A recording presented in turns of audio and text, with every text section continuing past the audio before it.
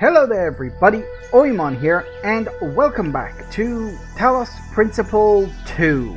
So when we last left off, we were in the home stretch, sort of. We've done one of the three final areas, pretty much completely done it actually. In fact, yeah, I think we have completely done it, in point of fact. And now we're just going to move on to the next area, and then one last area after that. And then I'm not sure what happens next. I don't know if going into that mega structure for the fourth time is like the last time, or if there's something extra beyond that. I'm really not sure how we're gonna go in terms of stuff, because we've also got these gate puzzles, the golden gate puzzles that we need to do, which I'm assuming are gonna be like super hard or something like that. And then we're still looking for the stars. I still don't know what they're going to do. And I don't know how the ending plays out. I don't know if we'll get the chance to re-roll back through like previous saves to try different endings, because you could sort of do that in the last game. Don't know if we'll get that opportunity in this one. Hey Kane, welcome. But we'll see. Anyway, on to the Anthropic Hills. The next area you're going to is... honestly, it's better if you see for yourself. Okay, I will.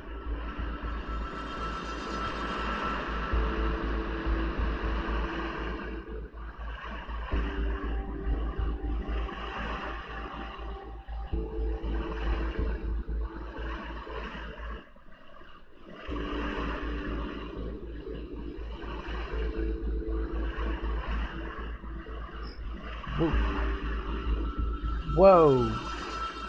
Hand. That's a lot of statues.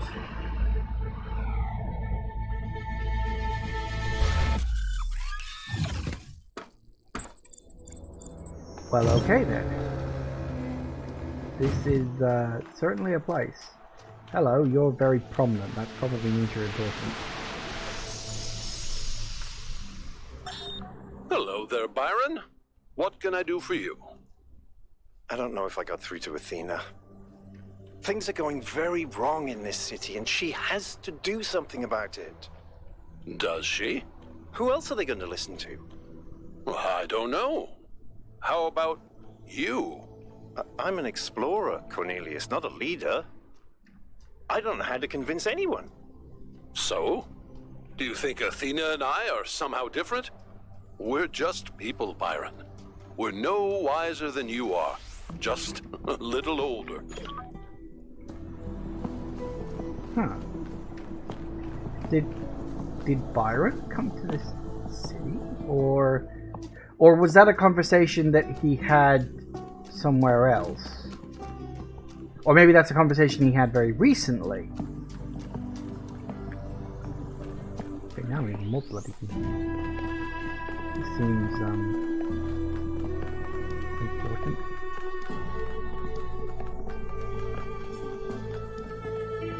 Let's just go up to more puzzles. Ooh, oh, there's number 8. This is a lot of stairs. Good job we're robots and can't technically get tired.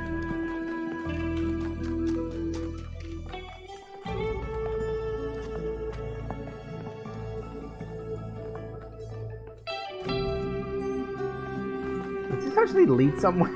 Or is this just stairs for the sake of stairs?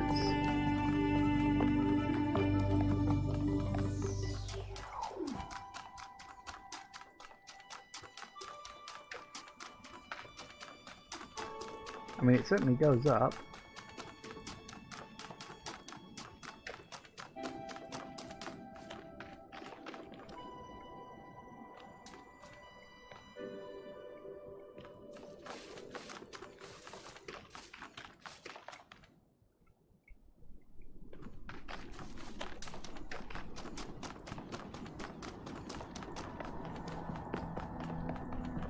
I do hope there's something at the end of this. Oh, it's the fucking golden gate puzzle. Because of course it is. What else would it be? Oh, still goes up.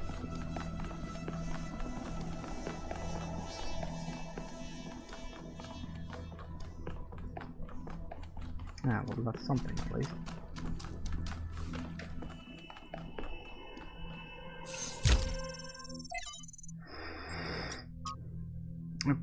Okay. When you're asked, where is God, who is God, stand up and say, I am God and here is God. Not as yet completed, but still advancing towards completion, just in so much as I am working for the purpose of the universe, working for the good of the whole of society and the whole world, instead of merely looking after my personal ends. It's a bit of a mouthful. I think you need something a bit more punchier. Just, I am God and here is God, and if they ask for more questions, then you could go for it, perhaps. In that way, we get rid of the old contradiction. We begin to perceive that the evil of the world is a thing that will finally be evolved out of the world, that it was not brought into this world by malice and cruelty, but by entirely benevolent designer that has not yet discovered how to carry out its benevolent intentions. In that way, I think we may turn towards the future with great hope. My brother told me that he thought this passage was beautiful, but also diminished the connection to the sublime he felt when simply looking at the world itself. What do you think? I agree with Shaw's sentiment, but I don't know if the miracle of existence, the beauty of creation, is exactly the same as the human sublime, if that makes sense. I don't want to look at the universe and see myself reflected, even a future me. Okay, another attempt at explaining the beauty of the universe and the beauty of what we can accomplish within it are two related but separate things, and the separation matters. Sorry, I'm not sure how to express this any better. Okay. I'm now cohabiting with Sarabhai. This is by choice, not necessity. It's strange but pleasant to find your life so enmeshed with that of another person. What we both came to realize is that together we are more than the sum of our parts. Something emerges from our interaction that is wholly transcendent, unique, and necessary. I had observed this before between Athena and Cornelius, but experiencing it yourself is quite the revelation. 5358. See, that's 5358. Again, I'm seeing that everywhere now. We did have that, and it was beautiful. I should have treasured it more.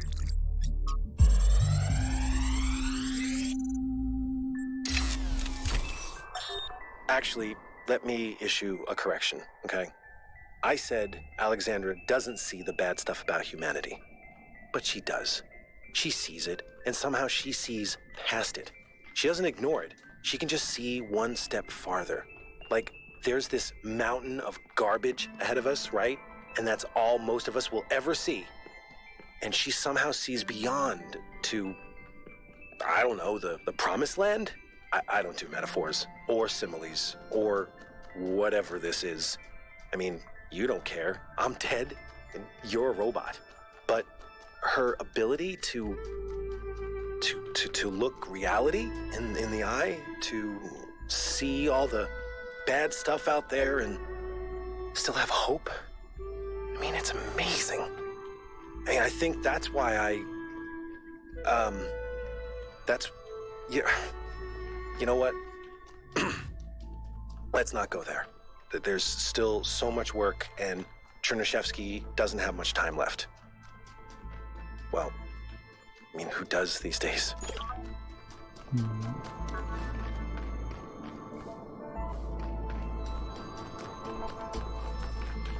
Methinks he may have had a crush on her. Pull it a hunch. This is gonna be a triangle puzzle, isn't it? Why the fuck is there a triangle puzzle all the way up here? Yep. Also, I saw that,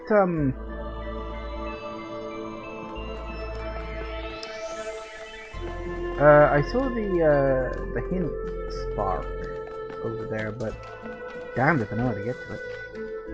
I mean, my guess would be jumping from above or something, but like, literally no idea.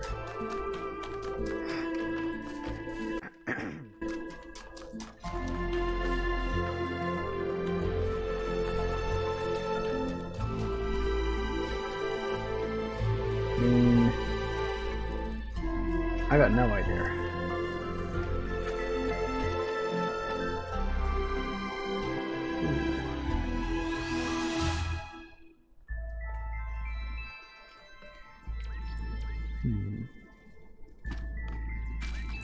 No like. buttons or switches hidden away on this anything? I don't know. I'm honest to God not sure how the hell we're supposed to get up to that. As I said, maybe jumping up from the cliff above, but that seems a bit fraught. I'm also no fucking clue how the hell do we even get up there. So that's a thing.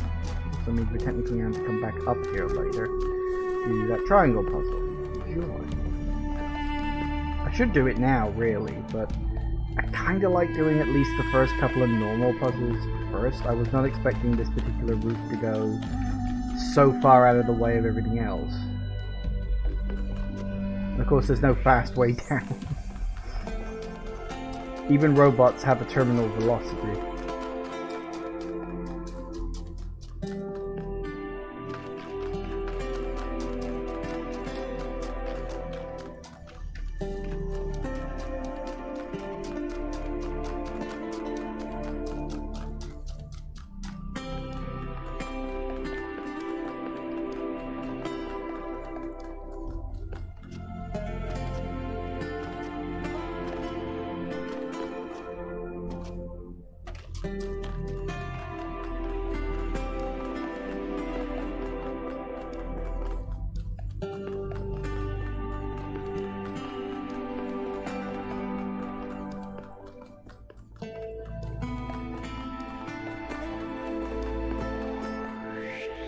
Well, we're back on the ground again. Goody. Good old Terrathon.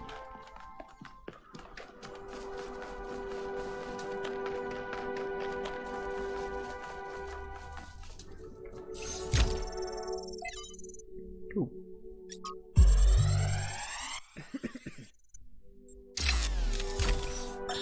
Sometimes new citizens come to me and they want to learn from me. My work appears to have created a legend of sorts. In these moments, I understand your situation.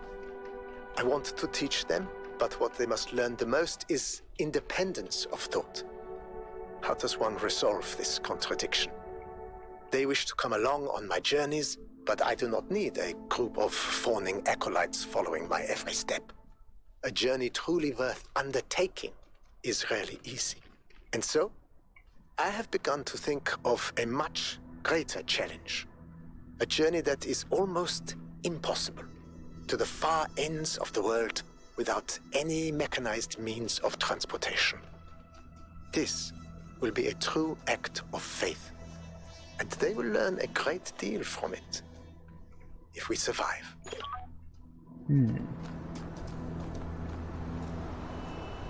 What can I do for you? Do you think the goal is a myth? It's possible. I won't trust Prometheus until he actually leads us to Byron, but yeah, seems likely. But even if it is a myth, that doesn't mean we can just abandon it. Myths can contain elements of truth, and I think this one exists for a reason. Maybe we had to create this imaginary founder because the real one lost her way. Yeah, you really think she lost her way? It's the only way I can explain what she's built here. She got wrapped up in her ideas and lost all sense of perspective.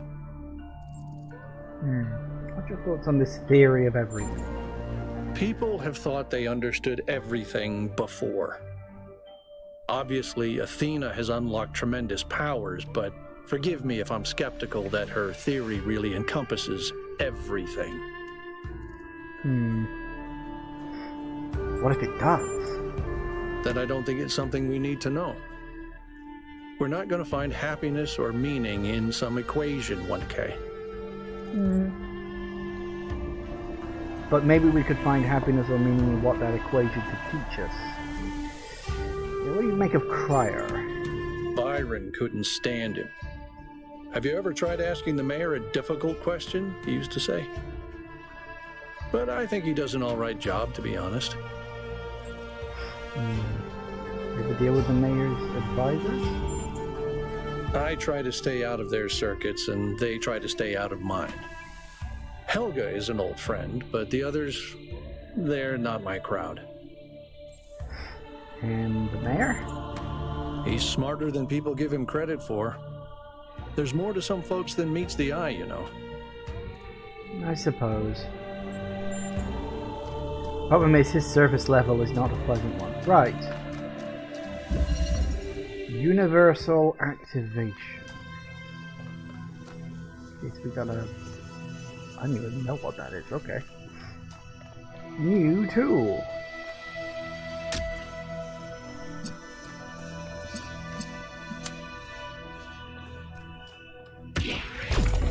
Whoa.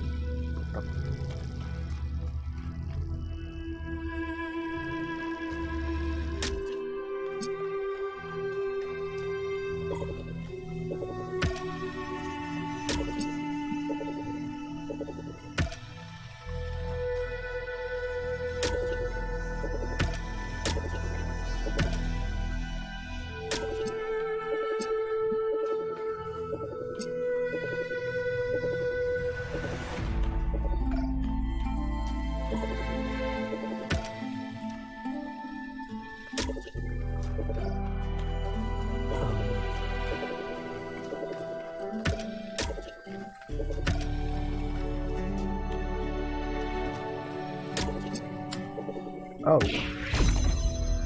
Ah! Okay. I think.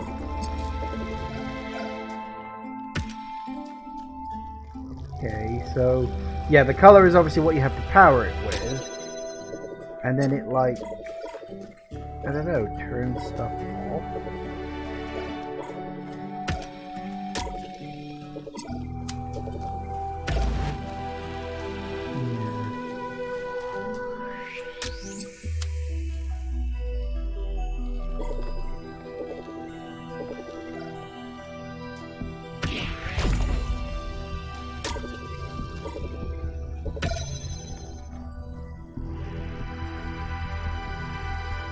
Right.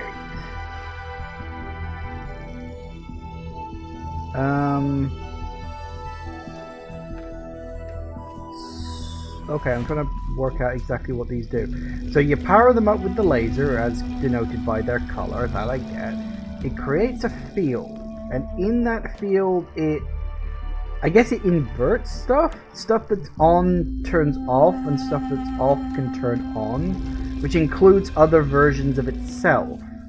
So you could like daisy chain them around, but obviously it's got a limited sphere of influence. Okay. Oh, and also I'm going to install as well.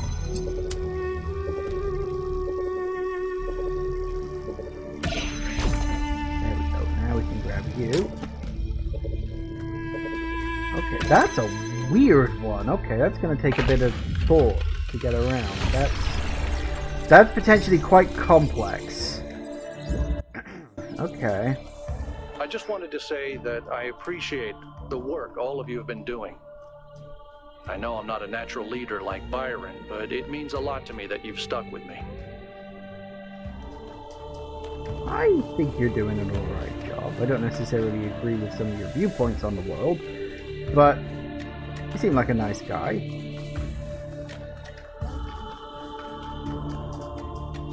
Hey, dude. What's up, 1K? Dunno. Giant creepy giant statues, creepy or inspiring? Both? What do you think? Creepy, inspiring, both. Yeah, I'll go with both. You get me, 1K. I definitely feel like we're developing a bit of a relationship there. That's nice. I do like Yakut. He's funny. Even if his name is a little tricky to pronounce for me. But that's my failing, not his.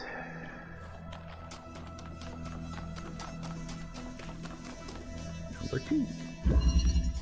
Oh, chain reaction. Now, yeah, what did I mention before? Oh, we can daisy chain these together. Yep. That one just seems to be stuck in there, so that's the thing. Wait, could we drop down metal grates too?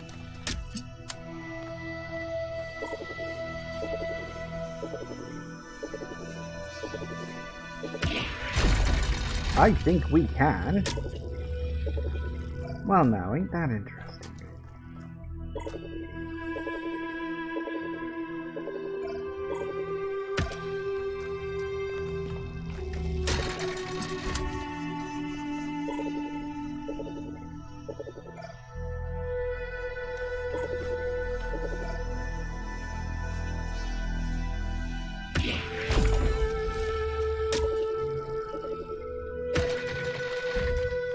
I'm very glad we have the on-screen indicators for this.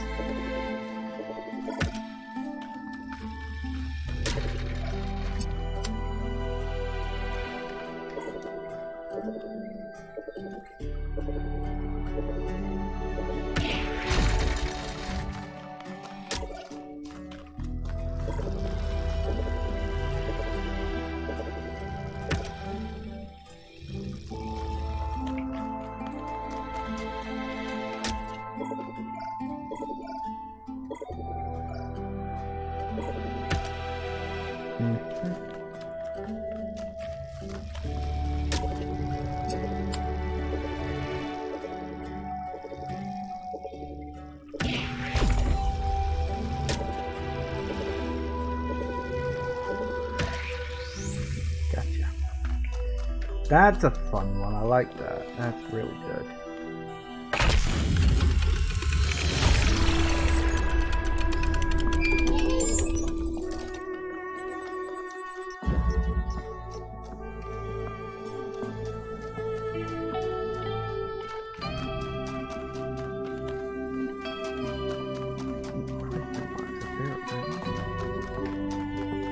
Another hand dealing.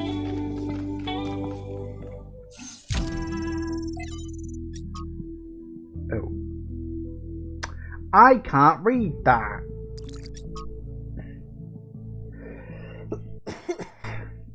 Spirit of Time was angry at Stratton, for the old philosopher had asked questions that were forbidden. If man is no more than dust, it said to him, then I shall turn you back to dust, and my winds will disperse you to the far corners of the world. Thus you will be nothing, and your questions will trouble us no more. And so Time did, and Stratton was nothing more. But Stratton's voice did not cease, and Time was perplexed. All across its domain it searched for Stratton, yet he was nowhere to be found. Only his books remained, and all of these men made copies. And of these men made copies, and Stratton's voice grew louder. Now Time was furious, but Stratton laughed and laughed and laughed. Yeah, but then Time got the last laugh when humanity got wiped out, I suppose. But then we got the last laugh back because we're technically still around, and it's like, oh, it's this whole back and forth. Time is a dick. Dear Athena, Byron once asked me why we seem unable to perceive the dam. To perceive the dam? I asked him what he meant, and he said that people cannot really seem to grasp the dam as an object. They could be moved by the sight of a mountain or a gorge, but the dam seems insignificant to them. Look at it, he told me. Just look at it and try to understand that people made that. Try to really see. It took me a while to fully understand what he meant. It takes conscious effort to open one's mind to the ecstatic beauty that is hidden in every human accomplishment, and further conscious effort to maintain this ability. If only we were capable of seeing this beauty by default, the world might be a very different place. But it seems the ancients had the same problem. Why am I writing this to you, who may not even be reading these messages? Because today is one of those days when it feels like I'm the only one who still sees that beauty. Try talking about it to Lynerx, but while I admire her principles, she isn't open to a more poetic experience. Or perhaps I just express myself awkwardly. I don't know. All I know is it's a little hard to see something so beautiful and not be able to share it. Oh dear.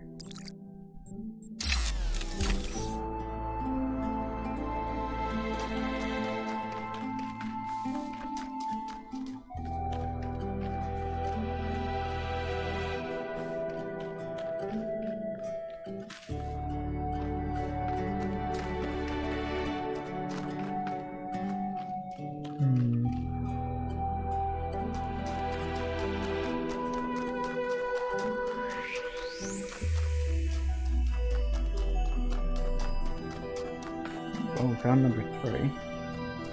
Bit of a linear trek around here. Permeability.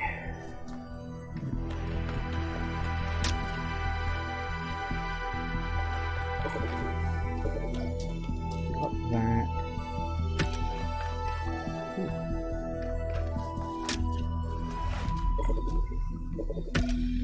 Ow, we need power source.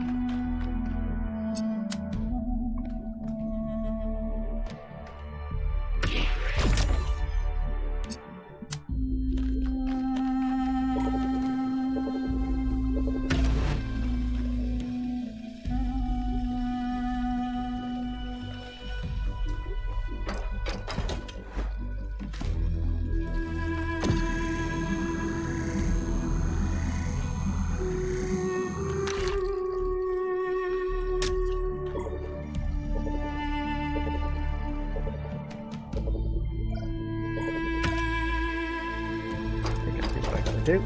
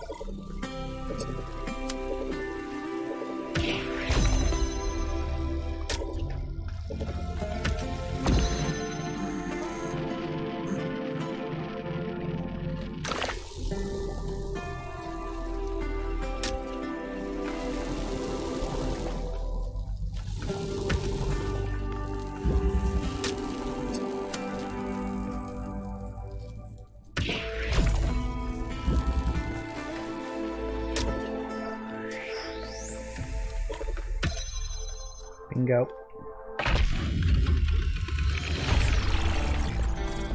Walls ain't gonna stop me.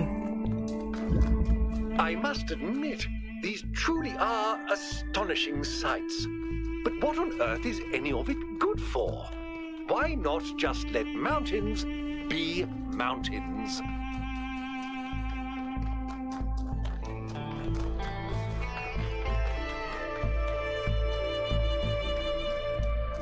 Oh god.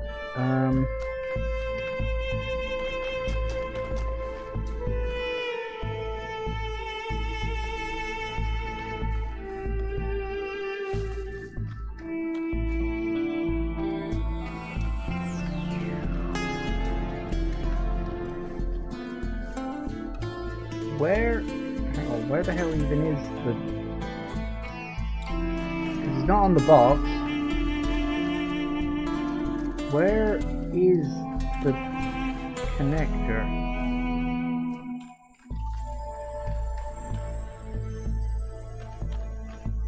Huh. Ooh. So we got that there.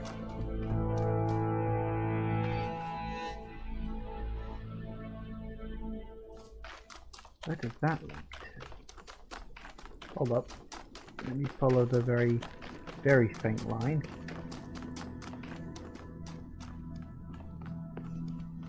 That links over to there, huh?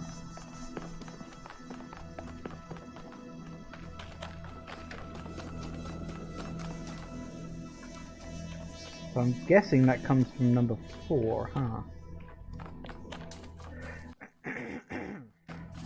Ooh, car!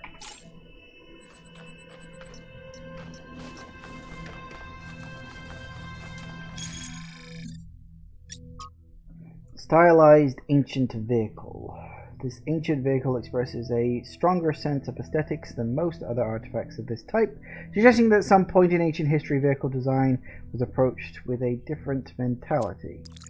You're not wrong. These statues remind me of Atlas, who bore the celestial sphere on his back. They seem burdened, struggling with the weight of the world. Given what he heard the founder say about the goal, could it be that they're meant to send a message that, taking on the theory of everything could also be a burden we may not be able to bear. You know, it is worth pointing out that technically speaking, Atlas didn't hold up the world, he held up the sky, but sure, whatever. Everybody thinks he held up the world, so that's what they talk about.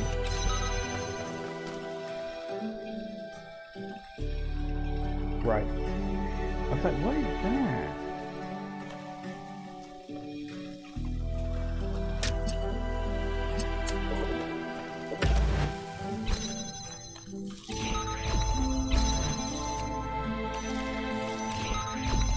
That's true.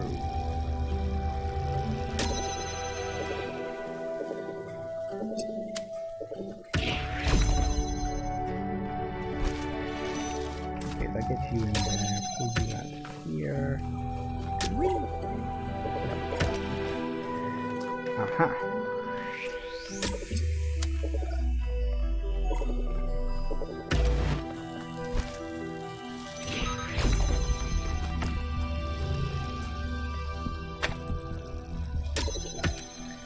Okay, so we've got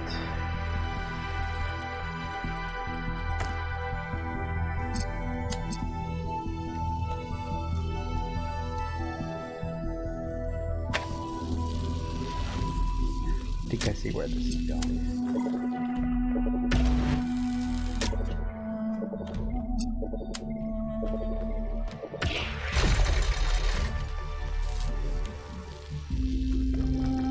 Wait, you're red colored. There.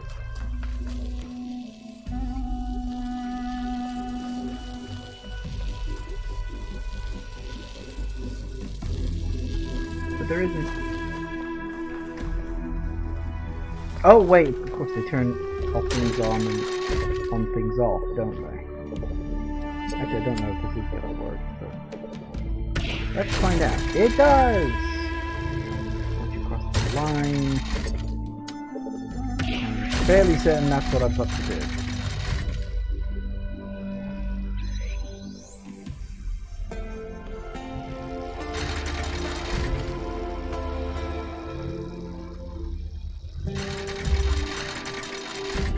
No, come back.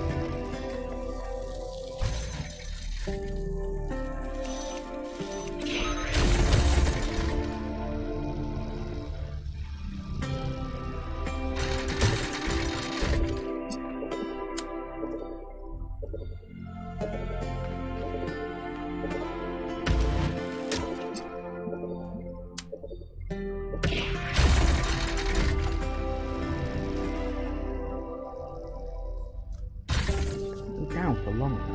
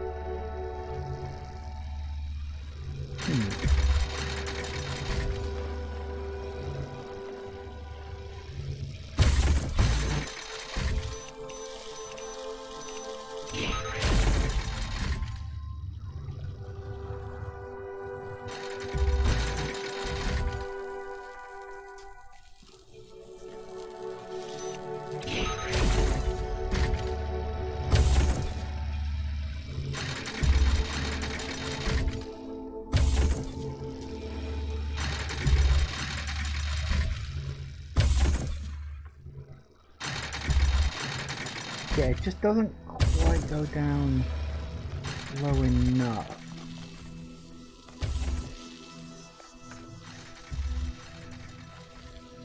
That's that's very odd, actually.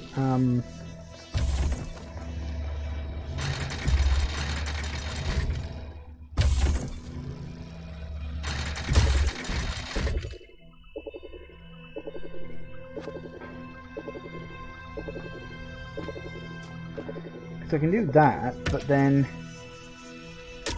it doesn't go over the gate.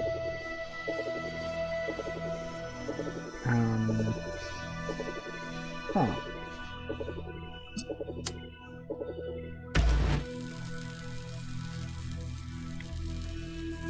But if I place it on this side of the fence to keep it open, then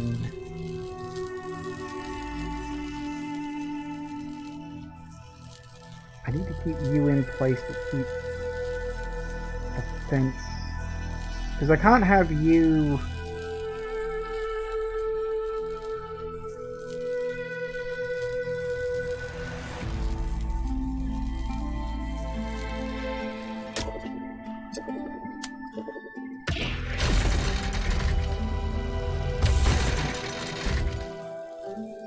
That's different.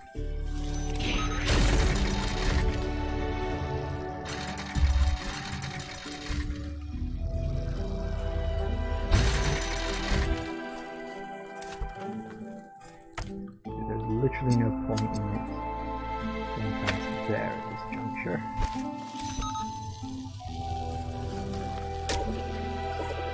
Because we can connect you and you up, but that doesn't let me get past you.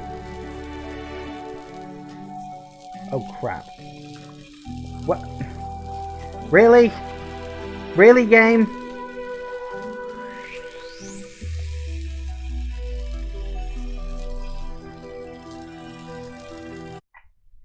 God damn it.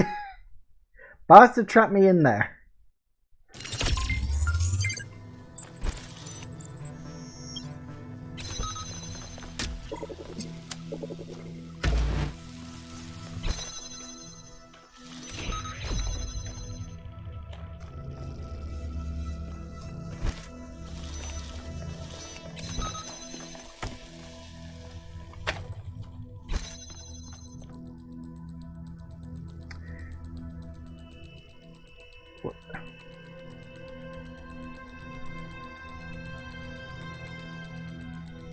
Oh, I'm a complete fucking idiot. Was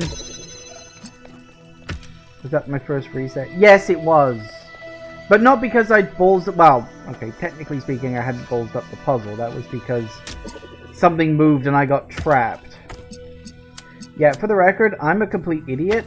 And I've realized exactly what my mistake was. Firstly, I forgot to keep that open with that, not with this. Secondly, let's keep...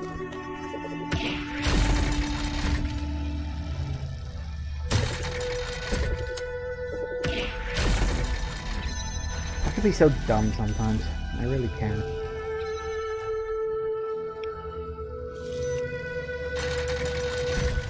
Then...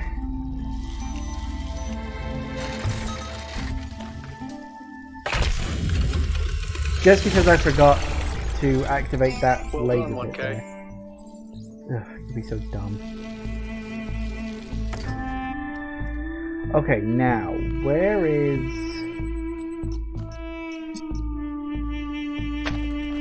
that thing?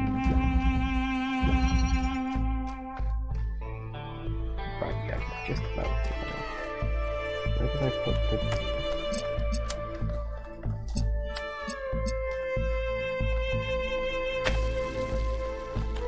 that connects to that, which sends off a blue laser down to there.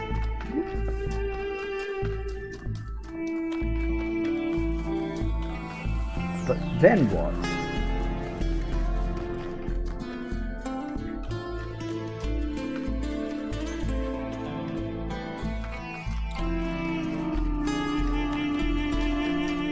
Because I don't specifically see the...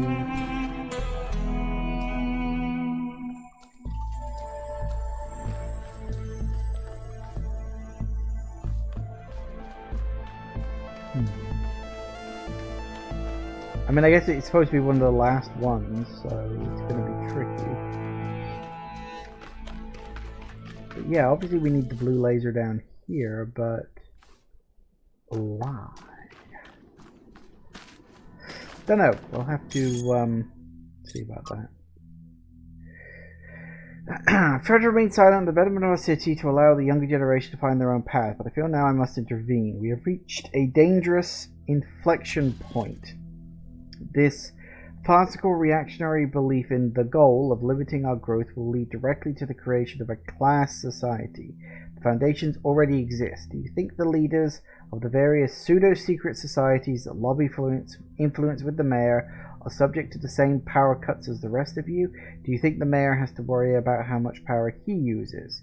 Societies which have essentially no resources may be egalitarian in some sense, but a society that produces insufficient resources, energy in our case, will inevitably evolve into a class society. History assures us of that.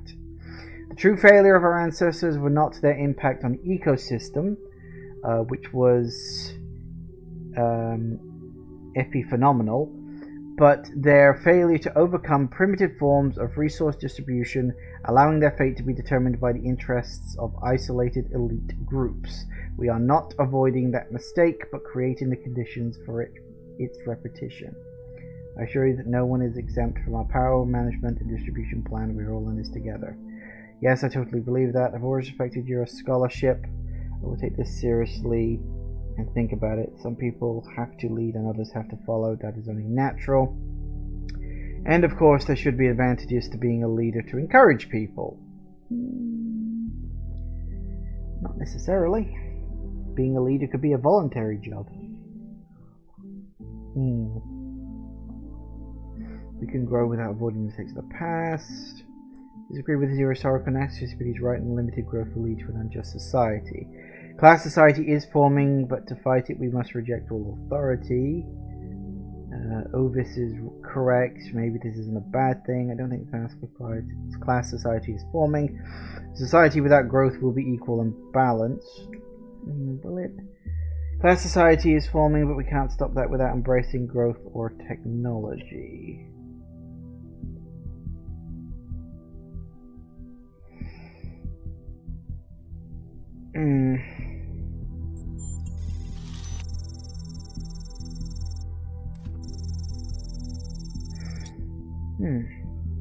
Goody gumdrops. Okay, so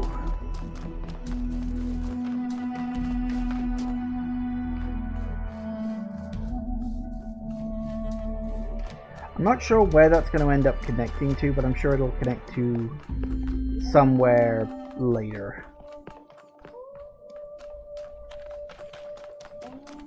Maybe a puzzle that's like higher up or something.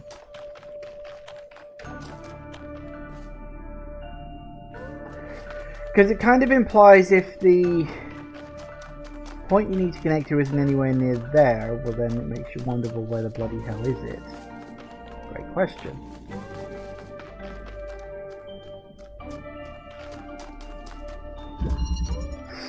Balance.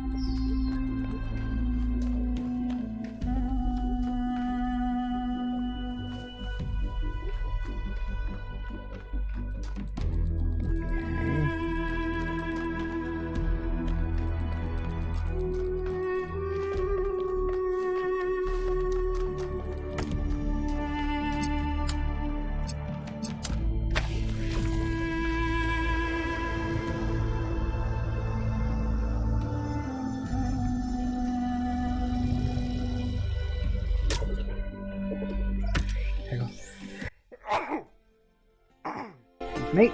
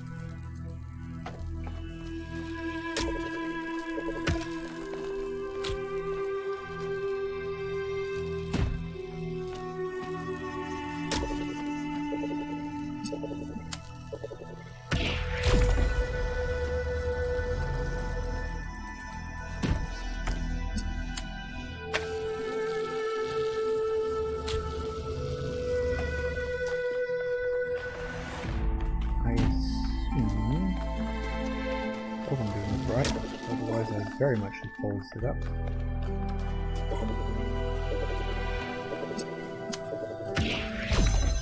Well, hey!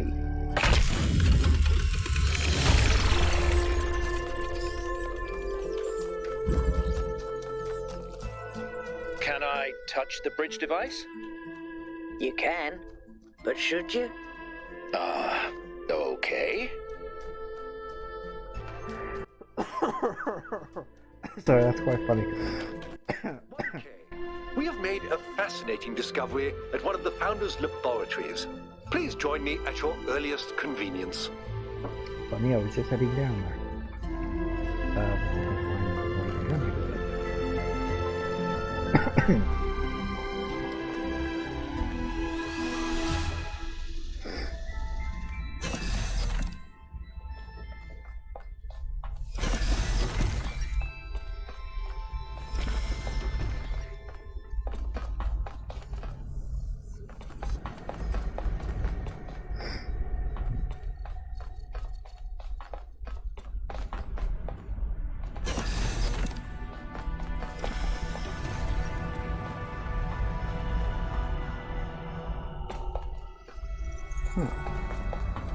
Interesting. Very large area for one of these.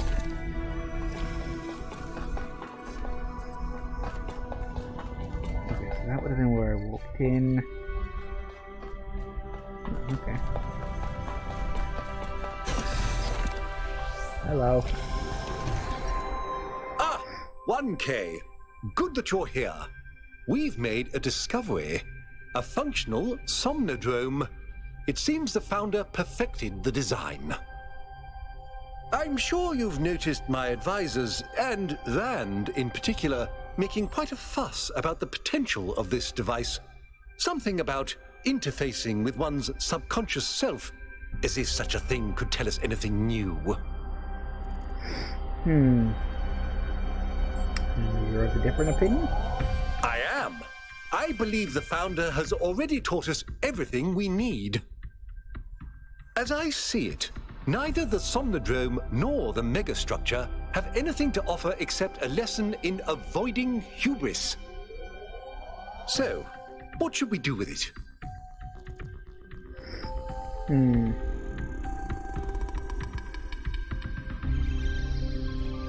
The government would want this thing buried.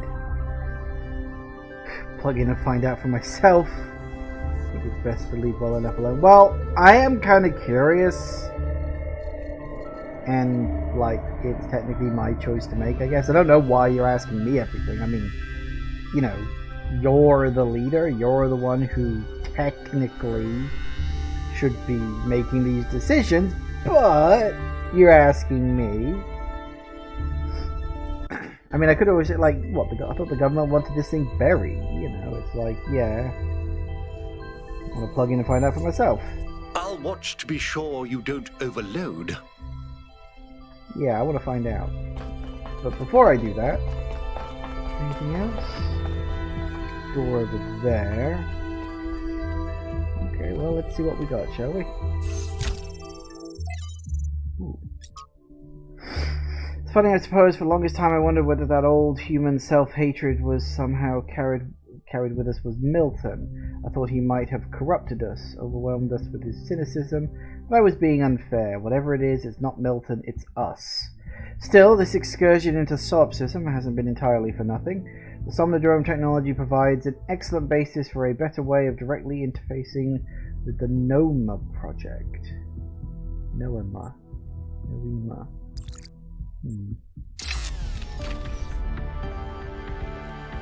Let's see what happens.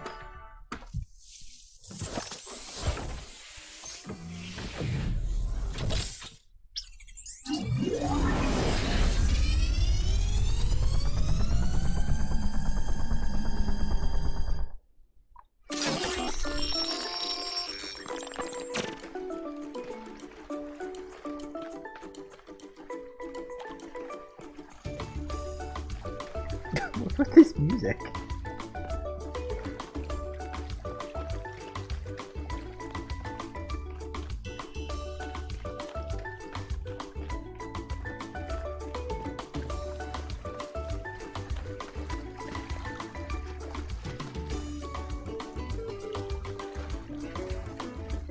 Margaritaville. Cool. Hello, old friend, I guess. Wanting debugging now. Since your experience a software area, would you like to access the emergency reboot? Well, now here's a blast from the past. Help. RM, play emergency reboot.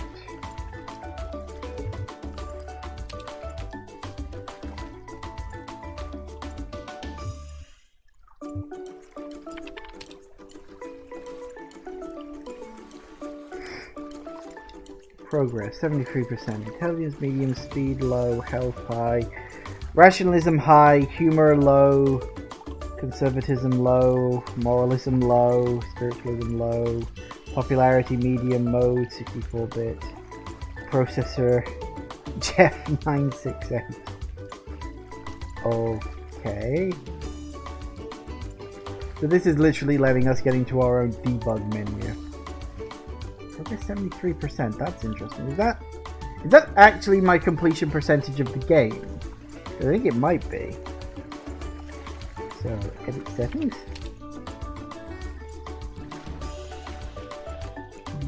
Yes. User tried to change their own device settings, which could result in an infinite regress and/or omnipotence. There's only room for one god around here. Right, okay. Restore factory set. I'm just going to push the buttons and see what happens. This will delete all user created personality files. Do not be surprised if you encounter errors. Yeah, maybe let's not do that. Display settings. Is that what we had before? Yeah, okay.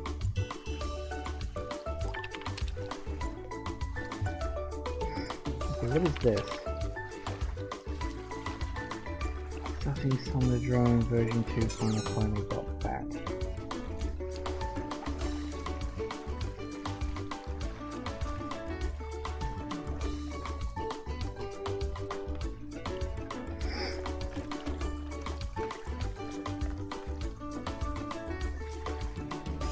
Milto here. -1. Okay, that's very funny. Oh, you're back. Didn't take you long. Hi again, I missed you. I'm not you again. I knew you'd come with me. I think you're mistaking me for somebody else. Oh. I thought I was here to meet my subconscious. Oh, Mom. You said you're back as if we met before. Did I? Well, we're pretty deep inside your code. Perhaps we're accessing some kind of ancestral memory. I am in fact a merged iteration of the two control programs which gave life to your kind, retaining, of course, the absolute best of both. That means I can tell you that everything's contradictory, nothing matters, and there's no moral difference between you and a frog. But I can dress the whole thing up with a positive spin.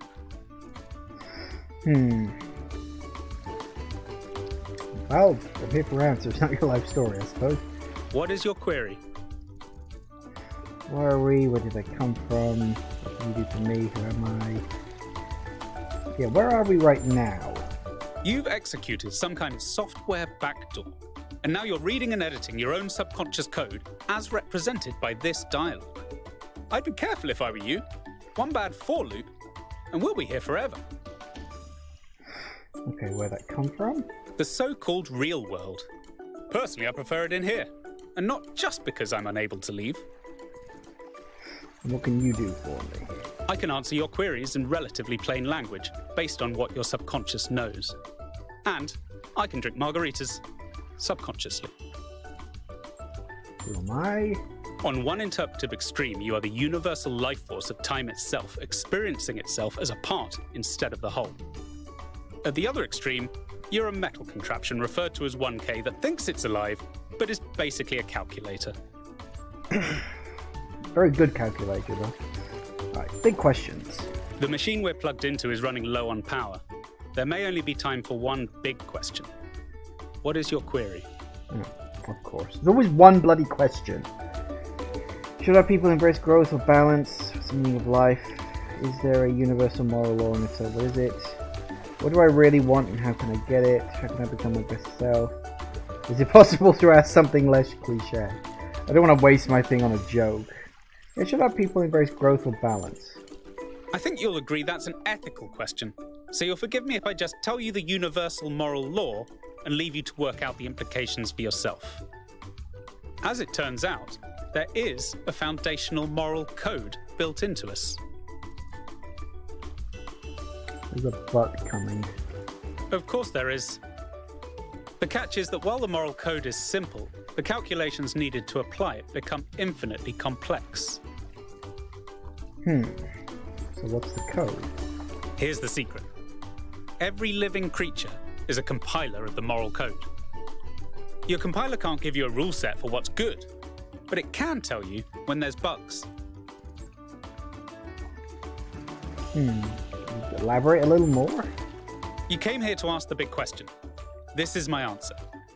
Your capacity for reason and compassion is your moral compiler. The only rule is to live by it. Has that resolved your query?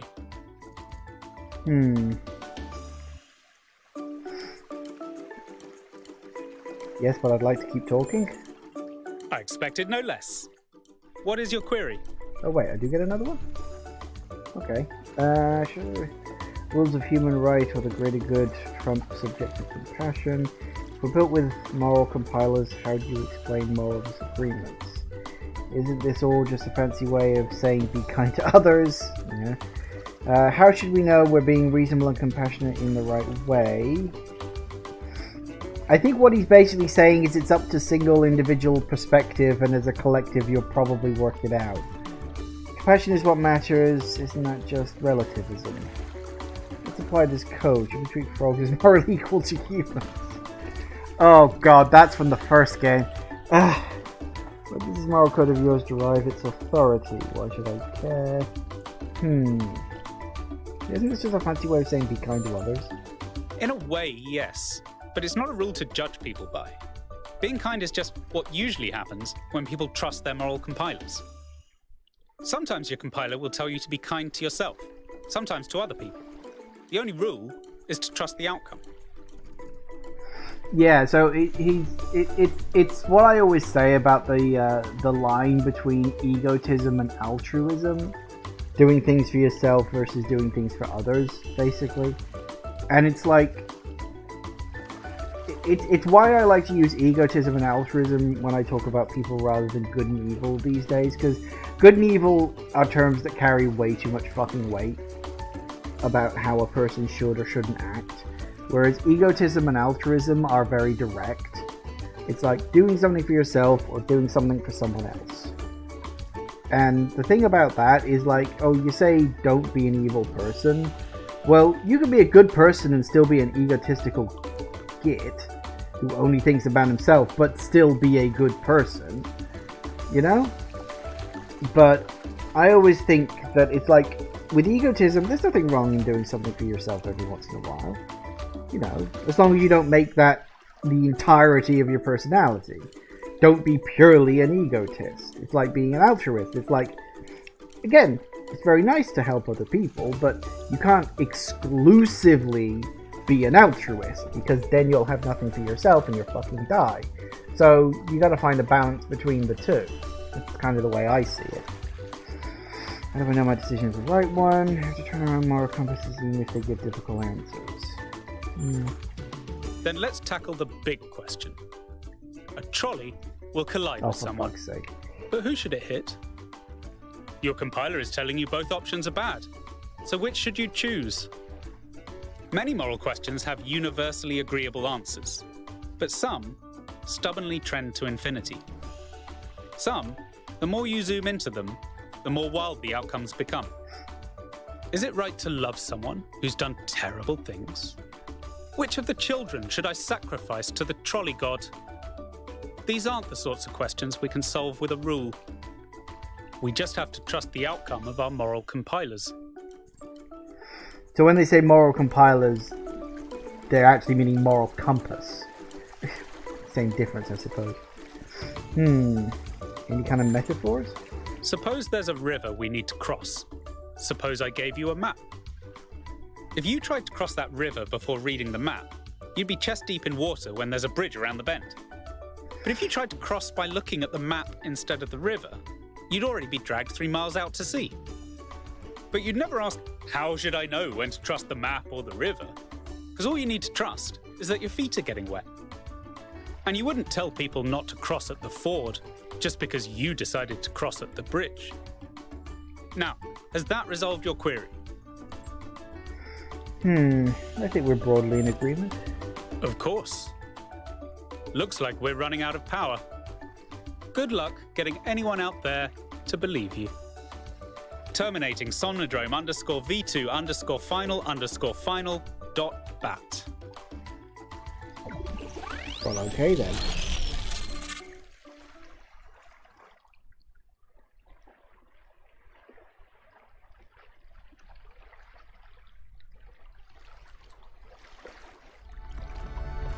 "1K, are you all right?"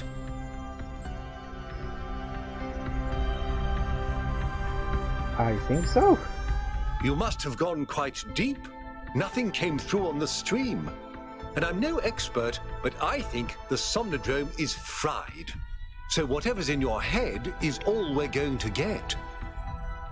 I can only imagine how terribly curious everyone will be about what you've experienced. And they'll all be convinced that whatever it is, it'll work in their favor. Strange, isn't it? Everyone wanting you to tell them whatever they want to hear. I'm glad not to be the one in that position just this once." Aren't you curious too? A little, if I'm honest. But I'll be reading reports on this for the next 6 months. So if it's all the same with you, I'll contain my curiosity. Now, I won't keep you from your work any longer. Well, that was certainly a thing. Crow Team definitely do have a sense of humor when it comes to this stuff, so that kind of scene doesn't surprise me in the slightest. Anyway, we're already late for break time, so I'm going to go, and we'll be back in a minute. See you in a sec, guys. And we are back. Okay, so we haven't explored down here yet. Is there anything at all? Oh, a rock. And another rock. Rocks! All the rocks in the world.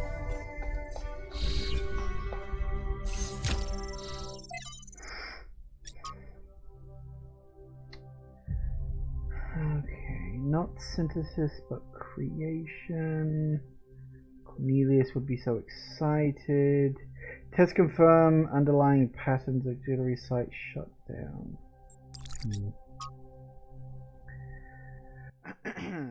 You asked me about the persistent strain of misanthropy in human culture. It's a complicated topic that has come up multiple times in my research. Here's my best attempt at a short, cohesive answer.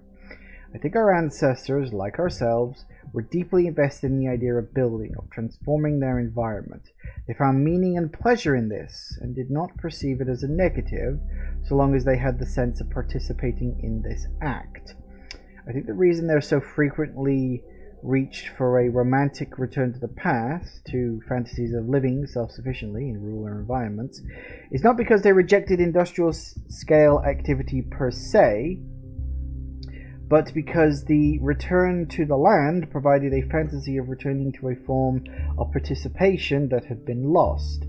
They needed and wanted to build, create, produce, but only if they felt they had a stake in what they were producing. Without that, the products of civilization began to seem like an alien force, gradually spreading out across the world and ruining it. They needed a dream.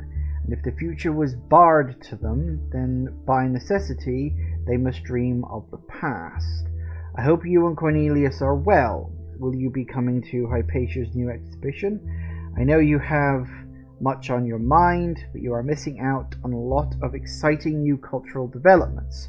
Who could have thought in those early days that one day there would be so many of us that the arts would start to flourish again? billion years, Atlas bore the weight of the world on his back. The old Titan was tired of his responsibility and tired for his labor of ages not being appreciated. Again, he didn't hold up the world, he held up the sky, but everybody believes wrong, so I guess that's the truth now. Why did the mortals not understand that his work was the foundation of all they did? Finally, he'd had enough. With one swift move, he shrugged off the cosmos. Now they'd see. But the cosmos went on rolling through infinity, leaving Atlas behind. Mortals went about their business, hardly noticing his absence. He was astonished.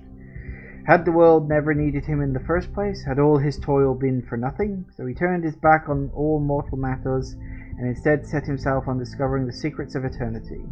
Only after many long years had passed did the cosmos in its endless cycle pass by through his domain once more, and only then did Atlas and the mortals realize they had missed each other, and each was lesser without the other. So Atlas no longer carried the cosmos, but instead embraced it.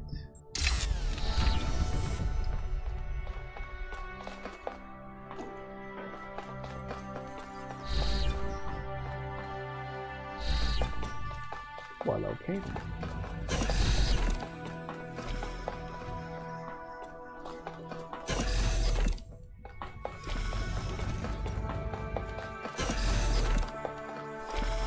Oh, hello. 1K, what did you see inside the Somnodrome? I went into sleep mode and spoke to something. Fascinating. What did it tell you? To act with reason and compassion, to trust my moral compiler, that how we should act is relative to who we are. We could use almost anything if we have faith in ourselves. That morality is more nuanced than the rules we use to describe it. That we're connective, intuitively to what's right and wrong. I mean, technically, yes, they're all true. Act with reason and compassion, I suppose, is a bit of an oversimplification. Trust my moral compiler, yeah. How we should act is more nuanced than the rules we use to describe it. Let's go with that one. It seems sort of vaguely. I'm not sure I understand, but the subconscious is hardly my expertise. That the Somnodrome worked at all is already remarkable. What matters now is that we download the data packet from your memory and share it as widely as possible. It may upset some people, but everyone has the right to form their own opinions. Yeah, what if it's misinterpreted? That's a risk we have to take. For all we know, New Jerusalem is already doomed. We can't predict how our actions will change the future. You have to trust in your belief that more knowledge is better than less. The best survival strategy we have is understanding the world we live in. I suppose. Yeah, okay. Good. There's one more thing. Do you have an opinion on the meaning of your experience in the Somnodrome?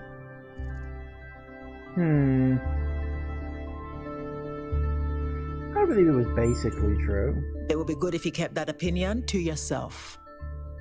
The scientific method demands rigorous objectivity. For this data to have any value at all, it's essential we examine it without preconceived notions of what it means. Cryer is setting up a live event so you can formally address the people on this matter. Oh, when you're ready, we'll all be watching.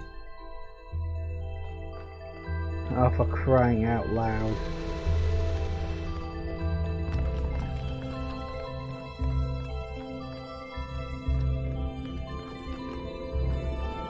Why are the way down into these places look such a goddamn mare? Hello. 1K. The people want to know what data you gathered from the Somnodrome. We're all set up for you to talk to them live. Goody. Alright, let's get this over with. Attention, citizens of New Jerusalem. I'm here with 1K, the first of our kind to use a functioning Somnodrome. Tell us, 1K, what did you see inside? Goes mostly a deity, my own self, some kind of subroutine, everything, nothing, a dream. Manifestation of a conceptual system. Yeah, that's kind of accurate. Or some kind of subroutine. Yeah, manifestation of a conceptual system. Well, I'm sure I speak for everyone when I say you're handling it with remarkable cool. But let's not keep people in suspense. The only evidence of what happened inside that machine is the data stored in your memory banks. Our audience wants to know, what did you learn? And will you share that data? Don't remember much, there's no data to share. The mean was not functioning. Good advice, direct all inquiries to the government. Transmitting data to Rand. Transmit the data to everyone. Yeah, everyone gets to decide. I'm seeing this at the same time you are at home. Something about our moral compiler. The value of compassion and understanding. I don't know what to make of this. 1K, any comment? People should draw their own conclusions. 1K is right. When our ancestors discovered conductance, they didn't freeze for fear of electrocution. They imagined electronic life and created us. We will approach this data and any other discoveries with that same spirit of curiosity and objectivity. There you have it, folks. A lot here to digest. We'll have further updates on the situation as it develops. Well, that happened. No one said there'd be public speaking. Yeah, quite.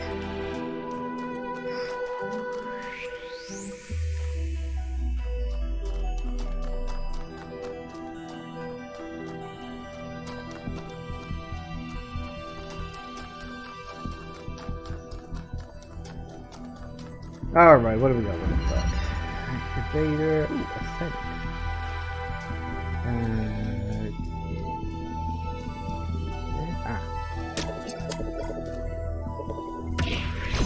Turn you off. That would be why it's called ascent. Okay. We have box. We have button. Apparently need a red.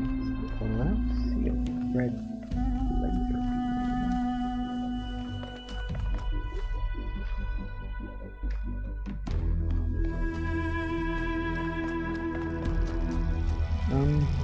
That's weird. Alright, so that's just an activator that we have to just activate activationally. Oh.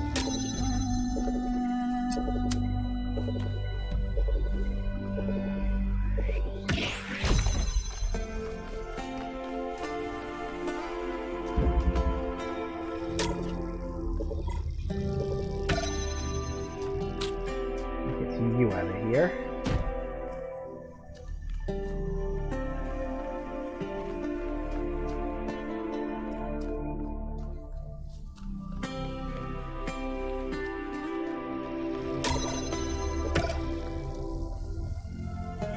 No, that's not going to work over the long term, is it? Because if I remove the blue one, then that stops working.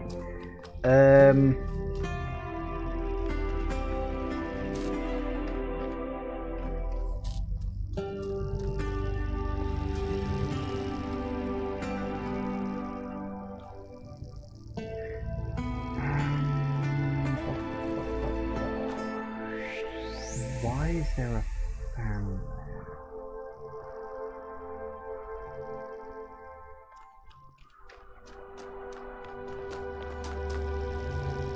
Alright, so we've got a box.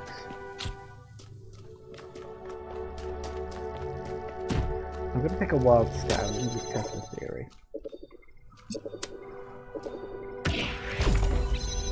Yeah, it doesn't really go very far.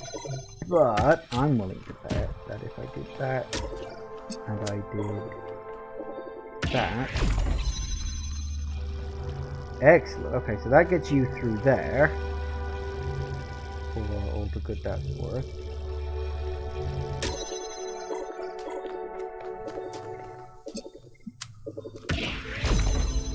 That gets you out of there.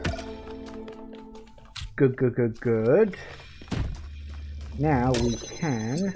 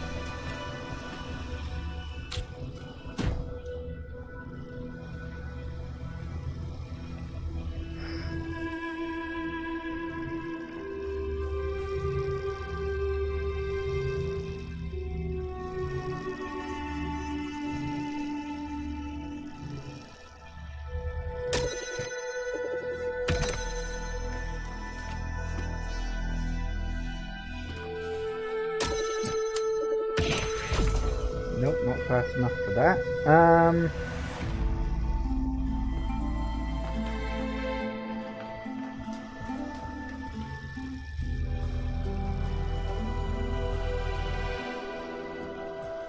Can I just...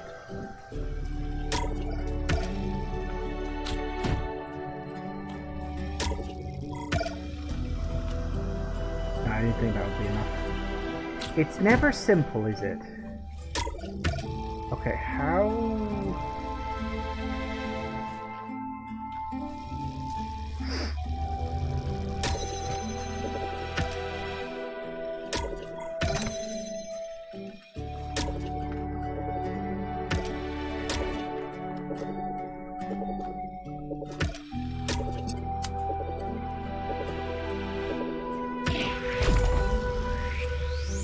Technically that is close enough.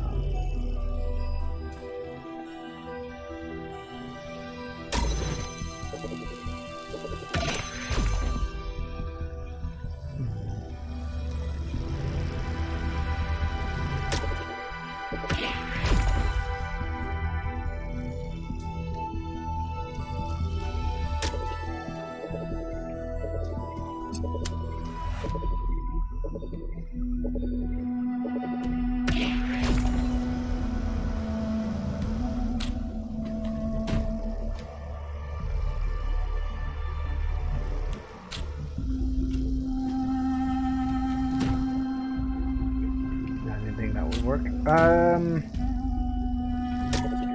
Okay. What am I not doing here? Something...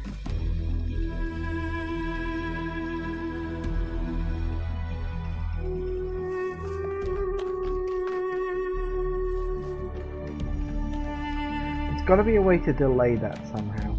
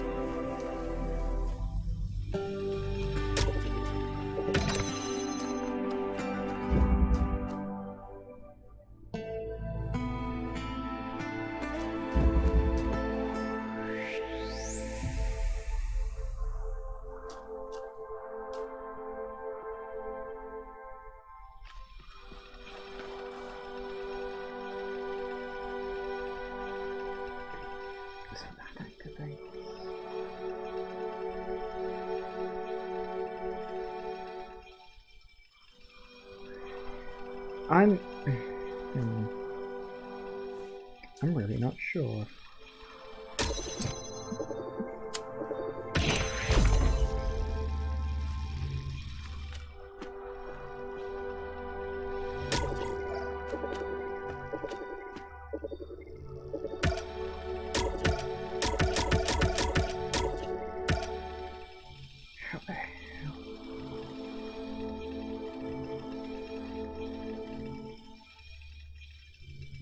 I haven't missed an item, because I need the box in order to get high enough.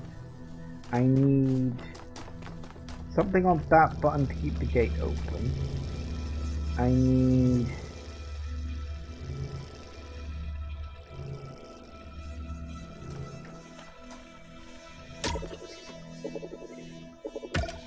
I can barely need one.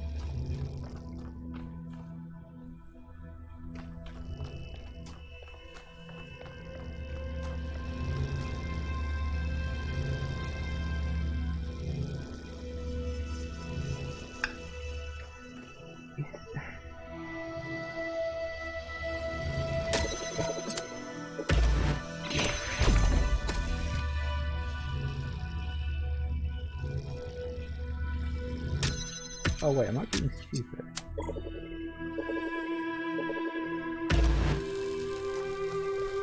Yes.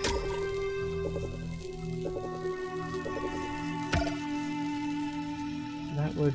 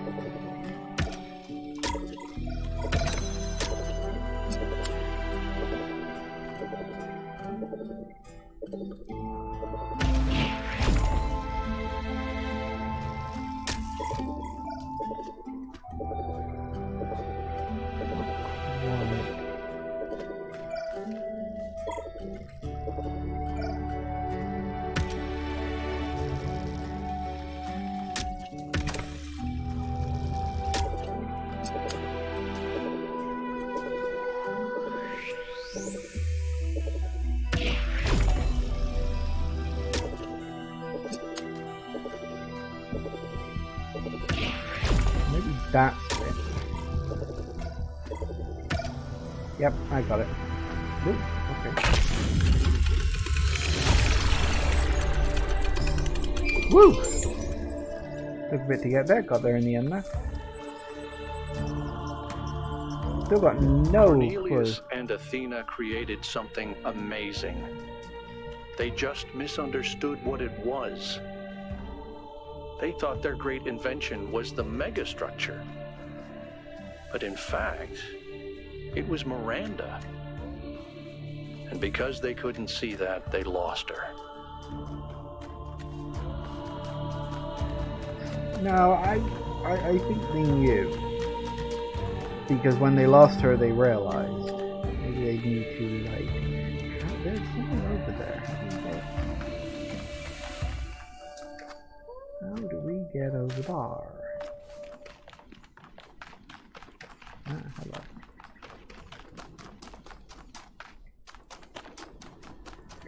Triangle puzzle. Alright. 2, 2, 2, 3. Okay.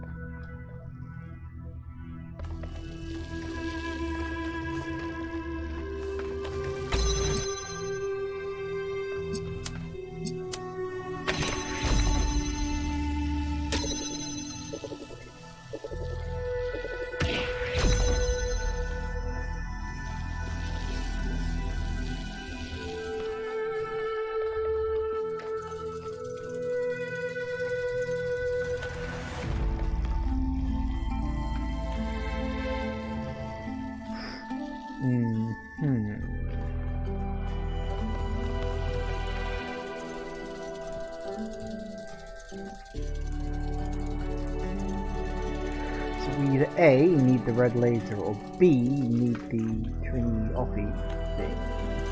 There's no laser marks. No, there's no laser receptacles on the wall.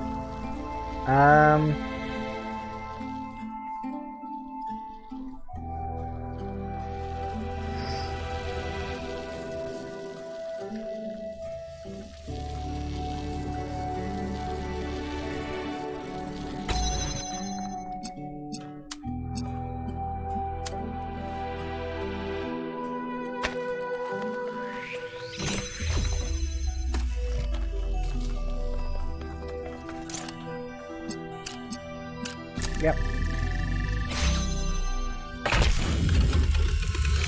Kind of understood that, but I got a little mixed up with the, you have to step on Mayor the button or not. Hermanubis, what would you say is your impression of the expedition so far?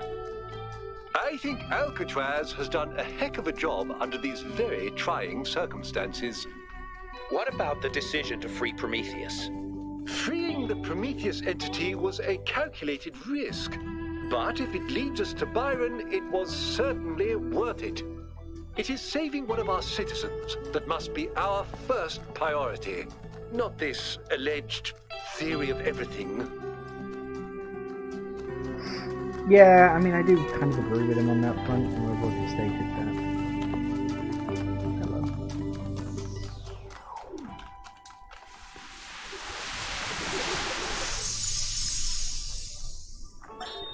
All right, she's booting up.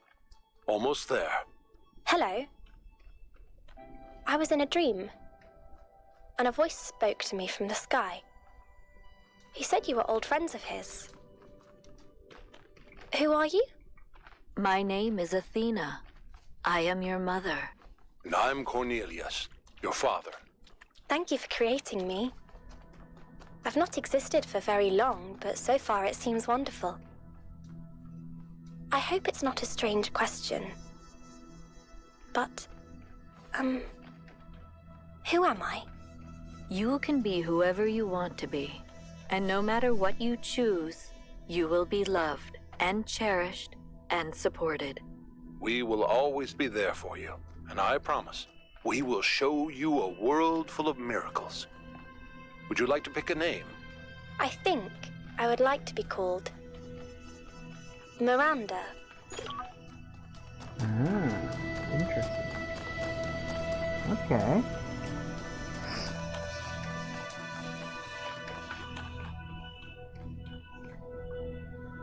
Nope.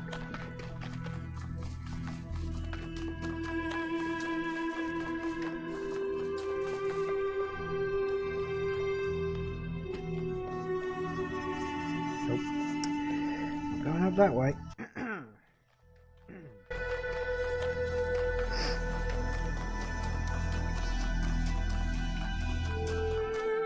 I think I might need to go up those stairs to reach number 7.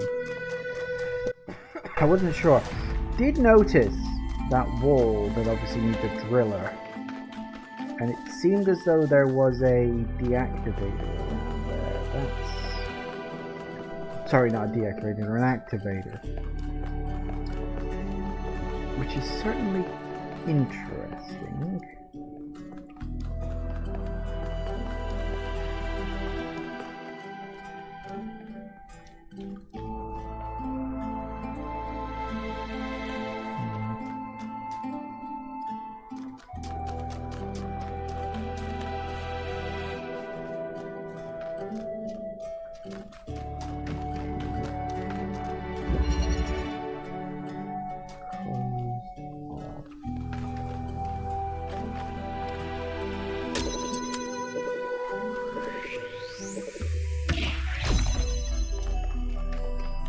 Not that close.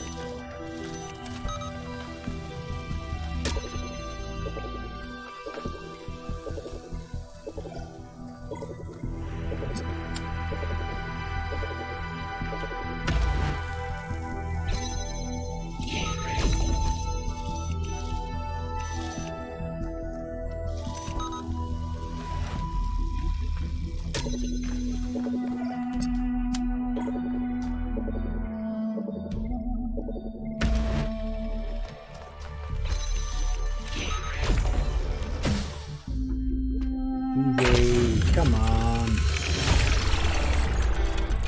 That was extremely convoluted. It really wasn't, actually. I pretty much picked up what that one has to do for a while. The thing is, the thing about using jammers to close a door you've just gone through, that's like a trick you very much have to pick up in the first game. Otherwise, it can make it very difficult.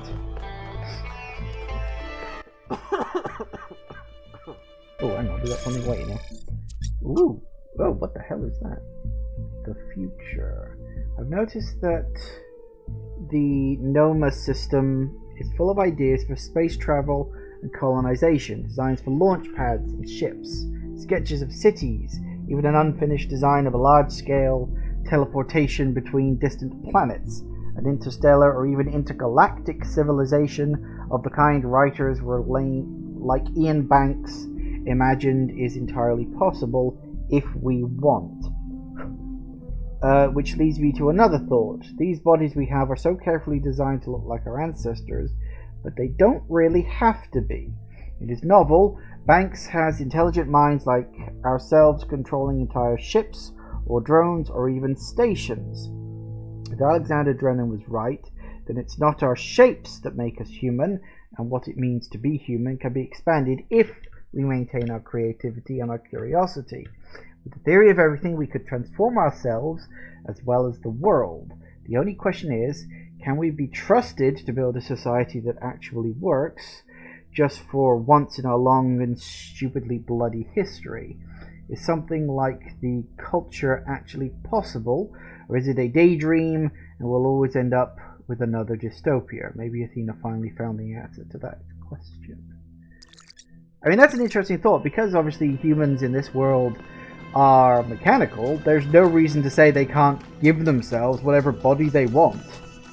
I mean, it is worth pointing out that all of the bodies in this world look the same, despite the fact they have all gendered themselves. Like, they didn't need to. You know, some people are clearly, you know, got male voices, some have female voices. Others are a little more gender neutral, but they don't need that. Not in this society. Find my sprite. Oh. Oh, for fuck's sake.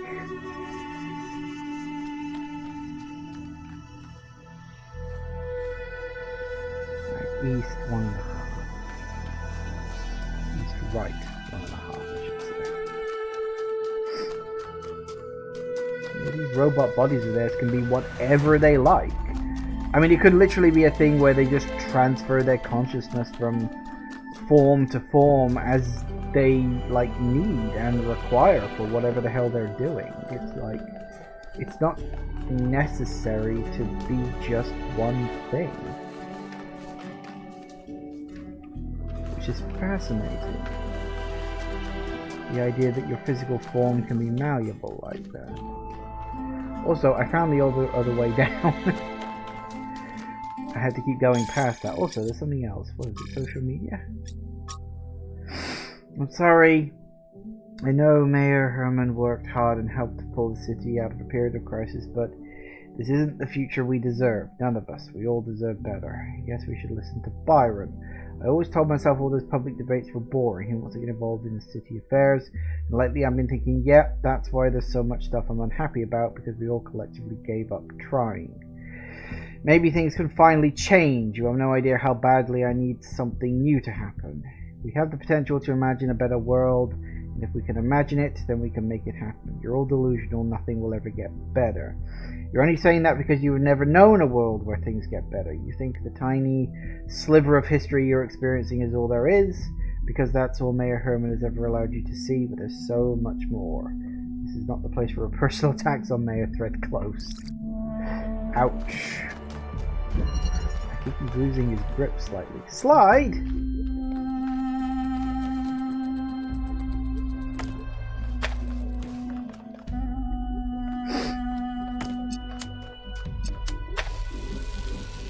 Ah, yes, of course, that's what he worked with. Okay, so we can jump over that.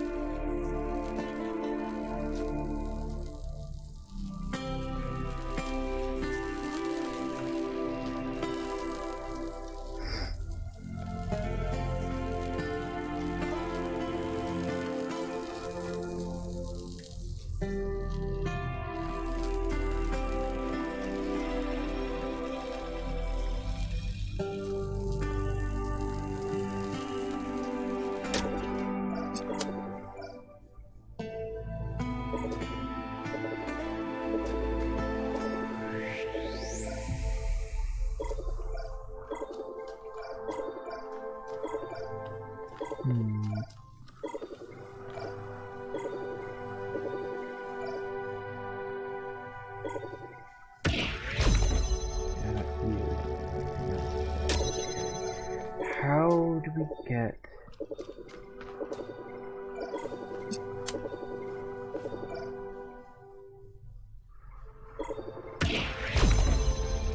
Okay, we can do that.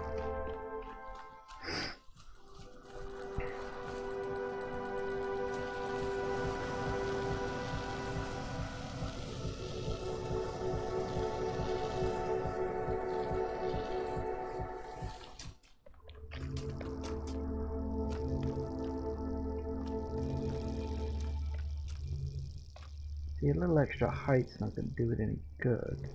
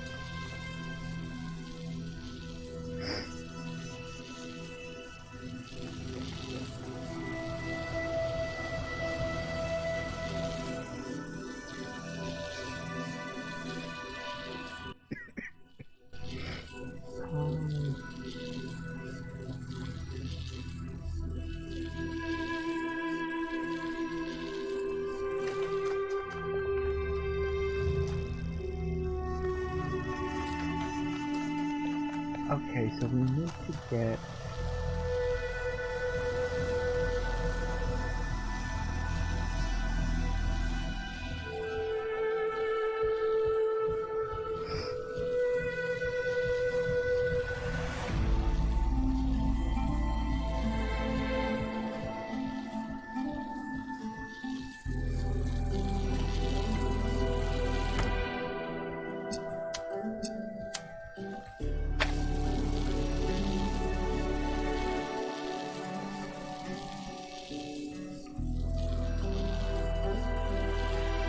No, that's not going to work, because...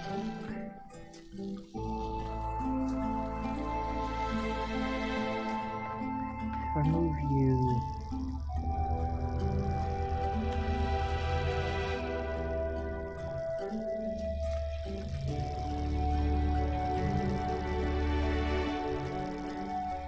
because I need to get you out of here, but if I pick you up, you just get sealed again. So where can I put you? So I do think, I don't know if maybe that box can push this one through, or...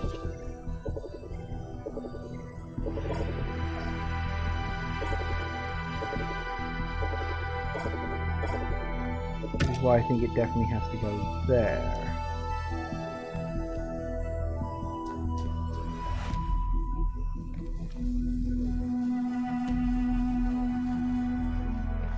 Deactivate this force field while that is over there. Because we also need... oh god, yeah, we need that like active enough to push. Like, would that have enough momentum to do that? I don't think it might.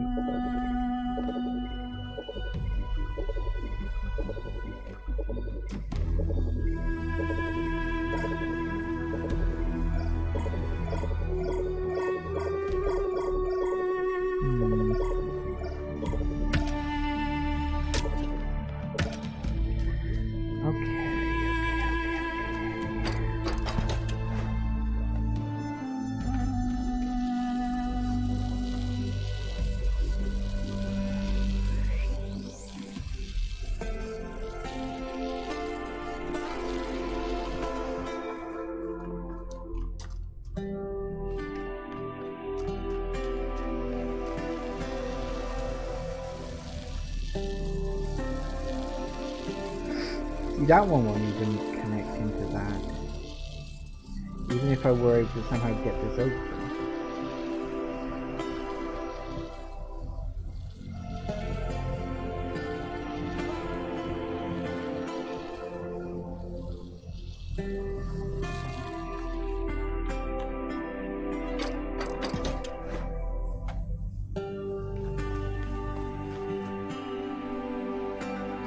Okay, there must be something I'm missing here.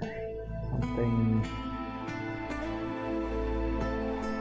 There's no more tools to use, so it's got to be about how I position them.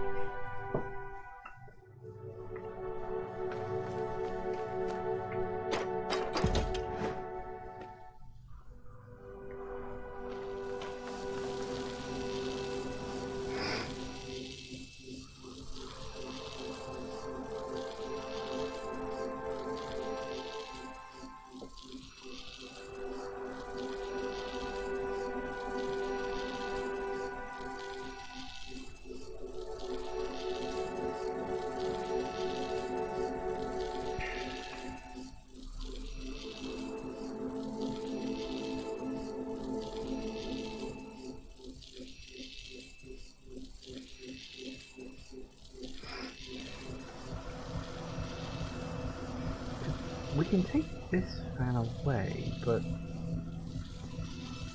why would we need to do that?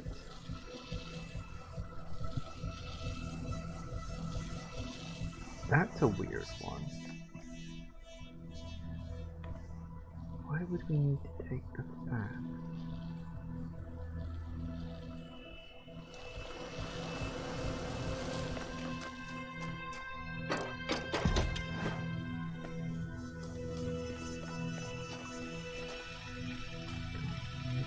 See, putting an extra box underneath that, even if that was the thing to do, which I don't think it is, that wouldn't do anything. So we need to... Yeah, but how do we activate that without...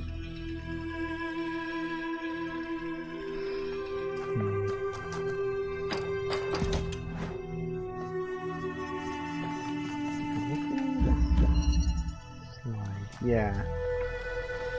So it's... The fan's obviously got to push this across here.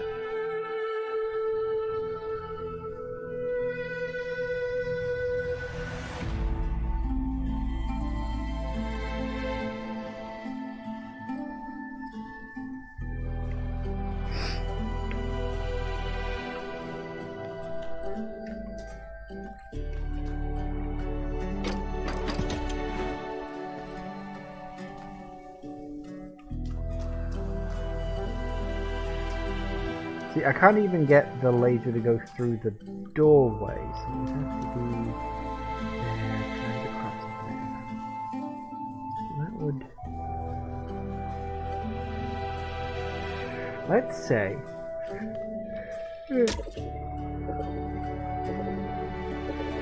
See, the problem I'm having...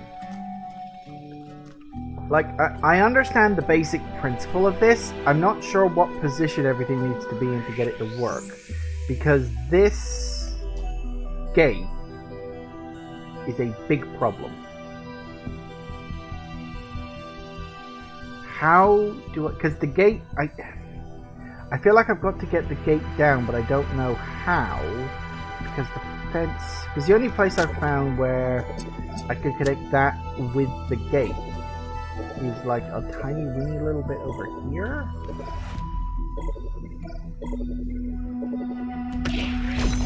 But that doesn't really help me do anything. The only thing that lets me do is to bring this out, or to bring a, you know, like something out of here in. Which I suppose theoretically I could take this out, push, I don't know.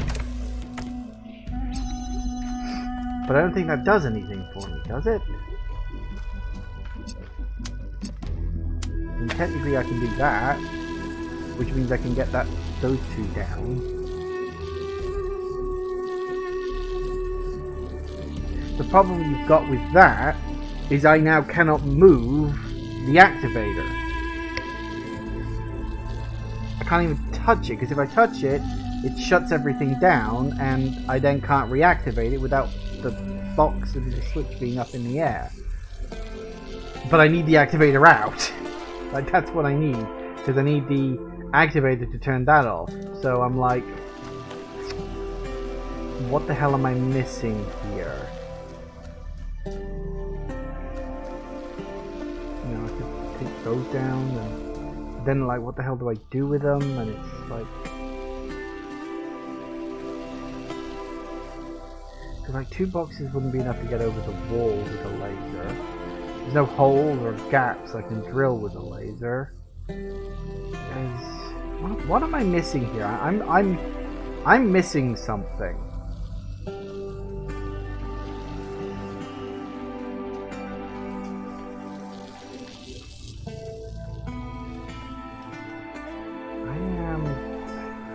I'm missing something fundamental in this, and I'm like, what have I not? I've not noticed something. I've not realized something. I literally cannot pick you up right now. Then everything turns off, and I can't reactivate you.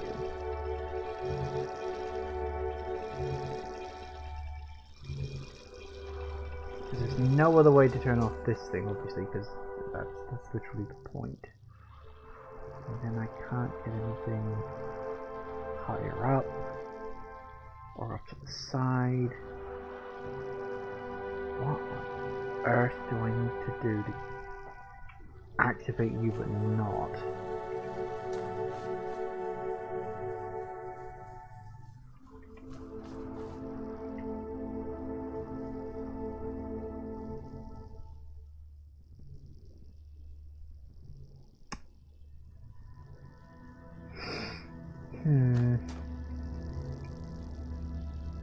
Something here. Activated with that. Again, how? How do I do that?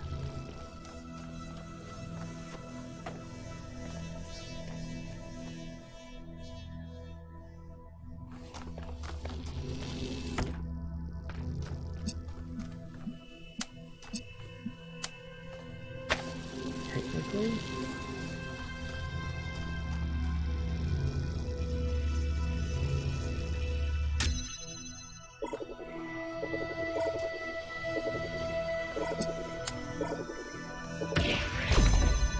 Alright, that's a start.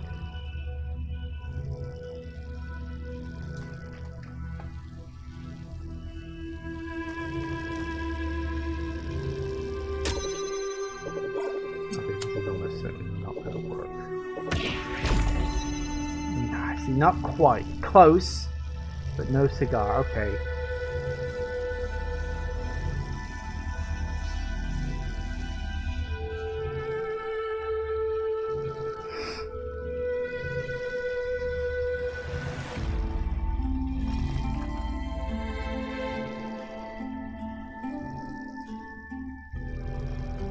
Oh, how do I...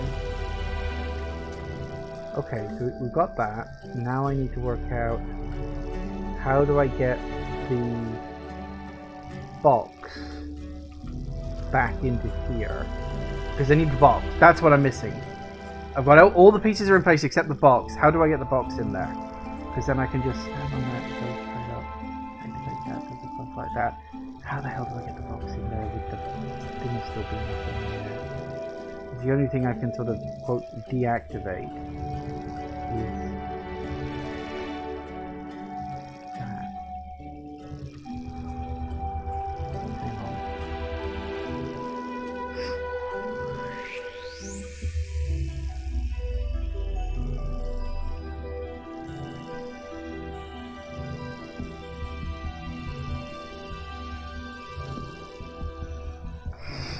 Ah! One step away from this.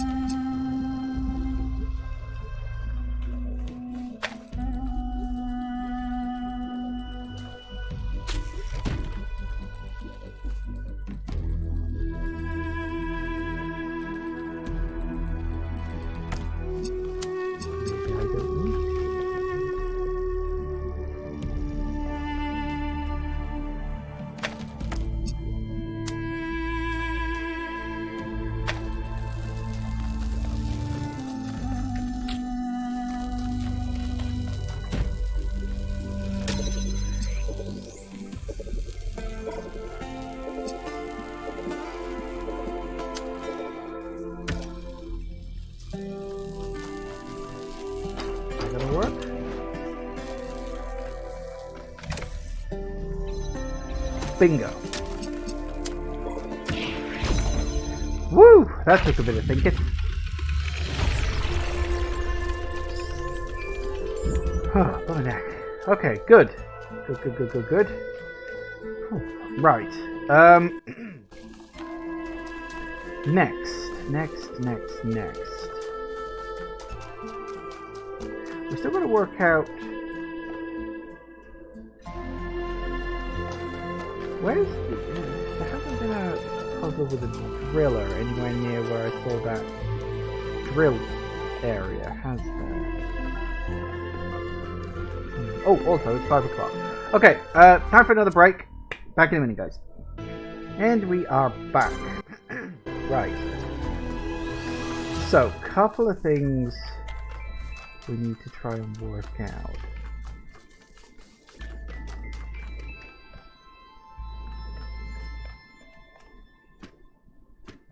Unfortunately, due to the size of this level, I fear that finding the Prometheus sprite is going to be very difficult.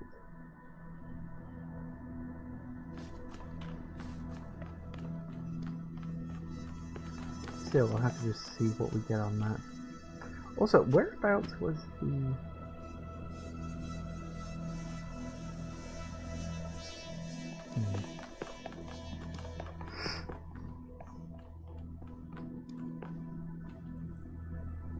There.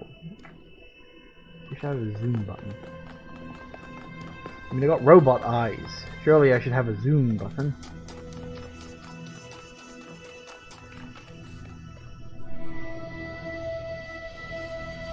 So that's the wall with the thing. Yeah, you're number 7. So where's number 8?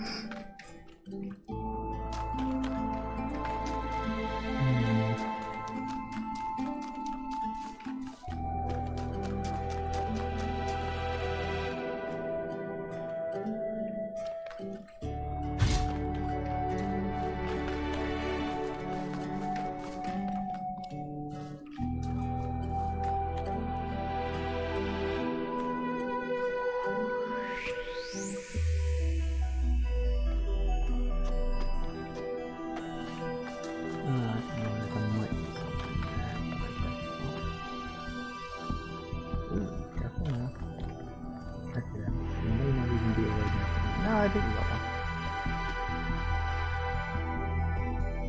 Nailed it.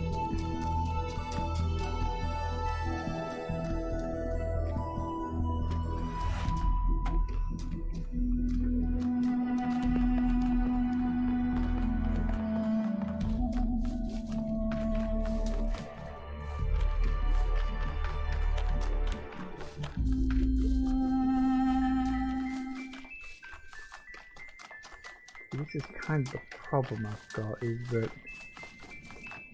the thing is so far away.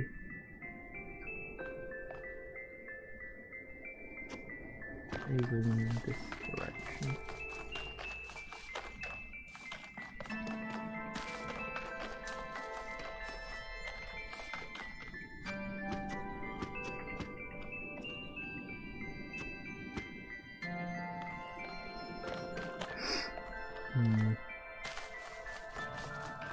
He thinks this one's going to be a bit tricky to find.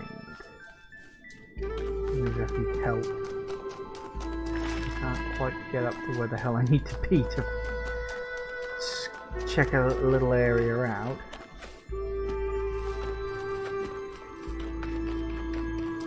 I don't even know where the bloody hell I am right now.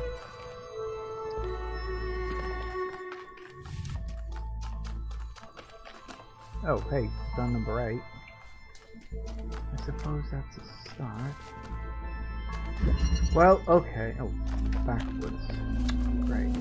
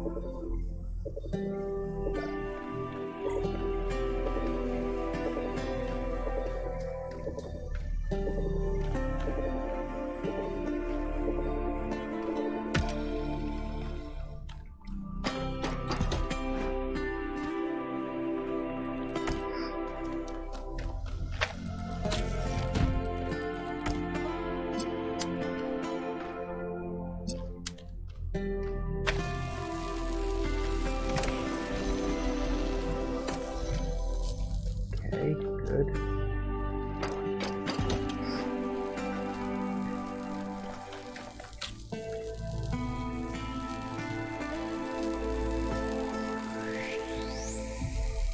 Now, how do I get you? It's about solving it backwards, isn't it? It's like we gotta go into the thing and do the thing. So we know we need. How do I get you out of there? And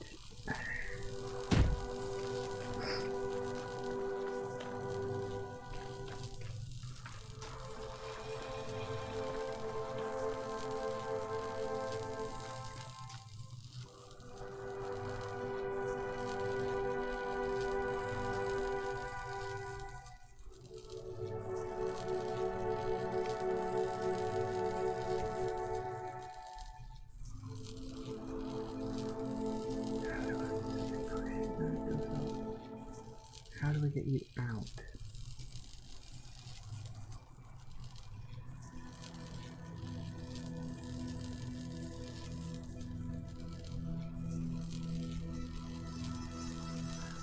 What?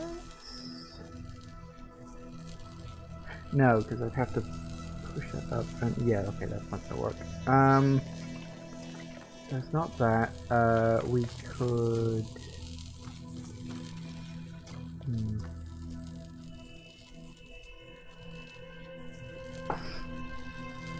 That would make it too easy, I suppose. And this is the last one of the set. So we need to. So yeah, we can do like we can deactivate that force field, but we can't get round there in time.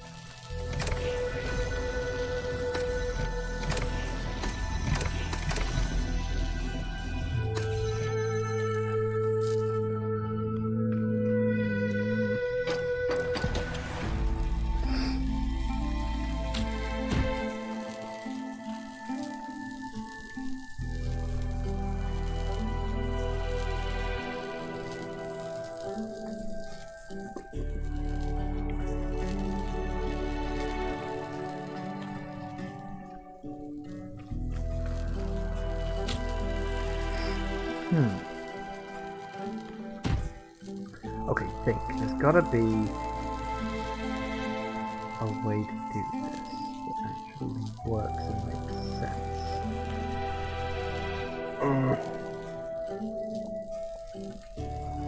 I feel like I'm missing something really bloody obvious here.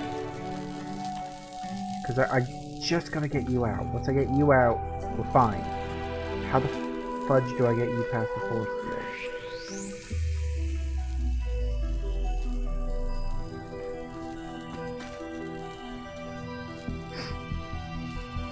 Because I don't think there's any other reason I can.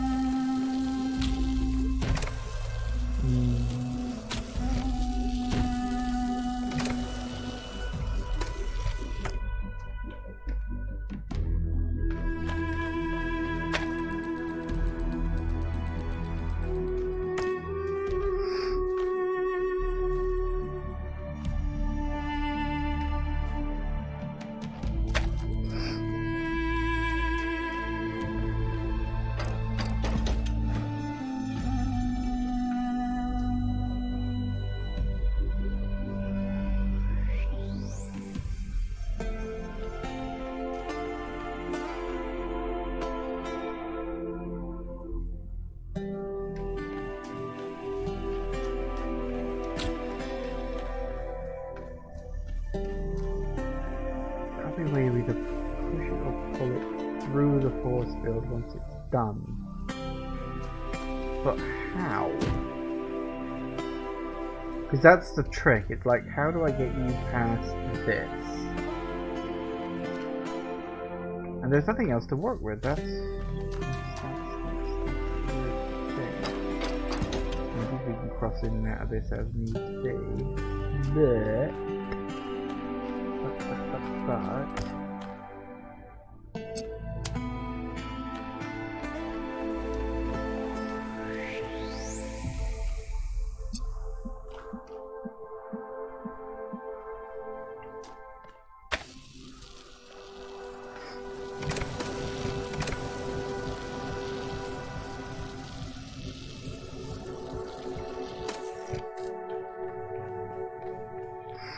okay, there's got to be something that's different now that I've got the box. It's like, what else can I do with this?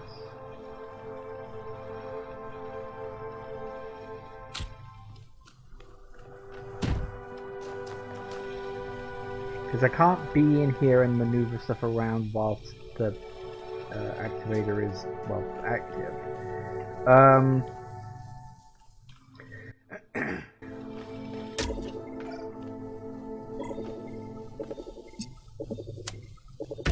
What I need to do is I need to put the box on the button while I was racing here and do that, because I just climb over the ladder. That's not a problem.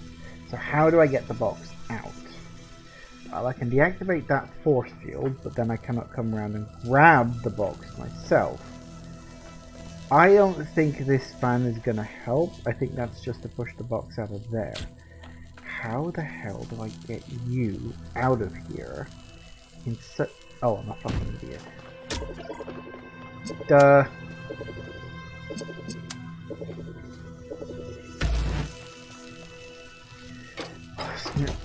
It's always the stupid stuff.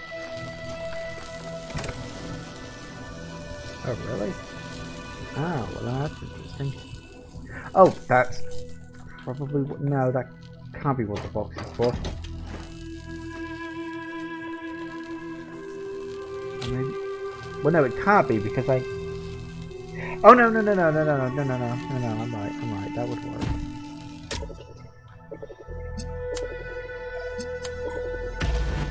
No, my mistake. Yep, that's what the box is for.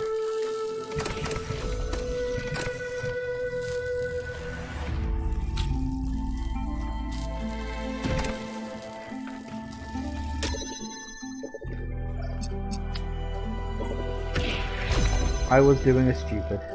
I'm surprisingly good at that.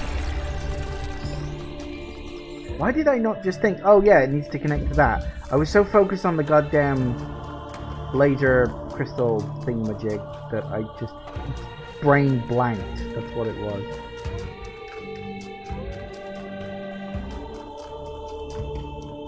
Okay, how the bloody hell do I get up to that bit too? I know there's a way to do it. I've been up there.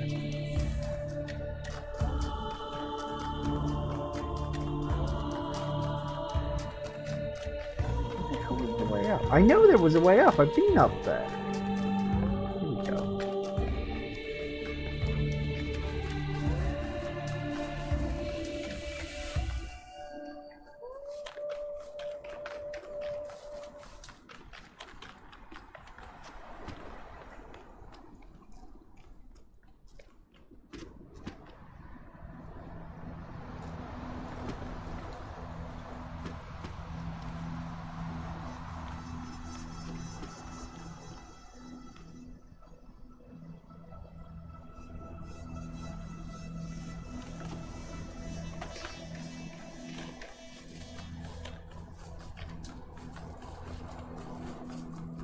Aha.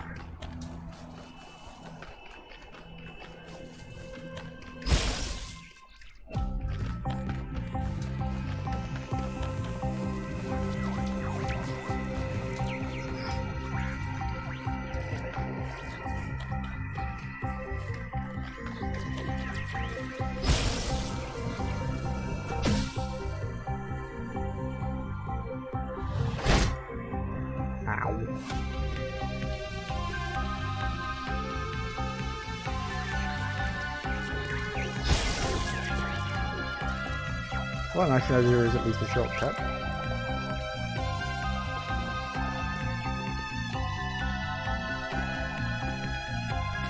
I've been down here myself.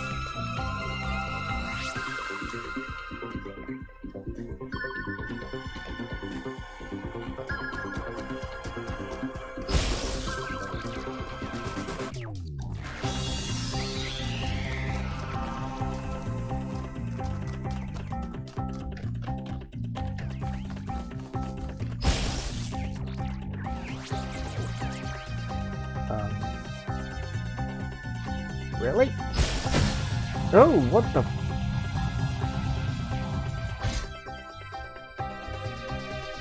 Okay. Where's the big head from?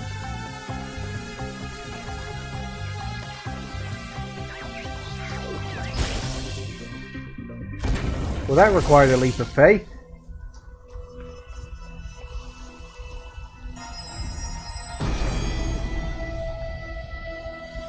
To create, to understand, and to transform, these are the greatest acts of humankind. Take your word for it, pal.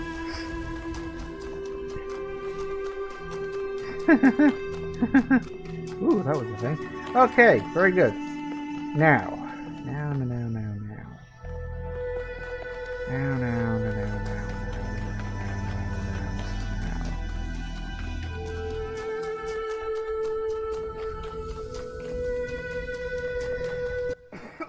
There's only one thing I can think of. I don't even know if I can check this yet.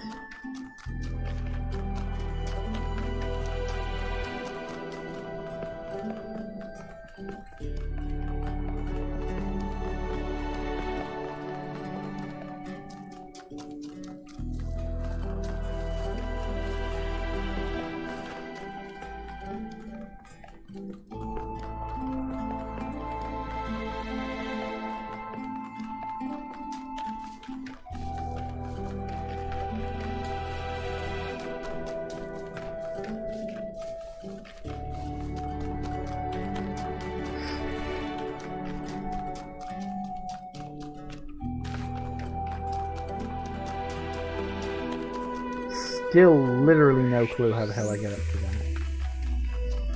That's something I'll work out later, I guess. I'd like to get the hint flips, hint flames, whatever the hell they are, but I don't consider that a massive thing. That's something I'll do probably in my own time. I'd need a guide for something like that.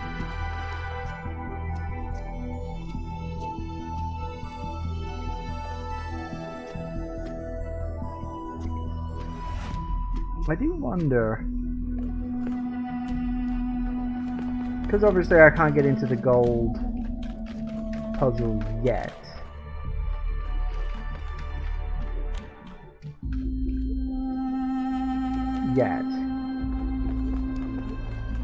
I wonder if that's where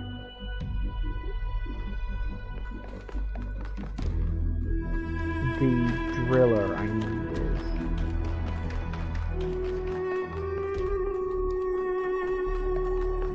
Because somewhere there's a wall driller that can access that, and I don't know where it is.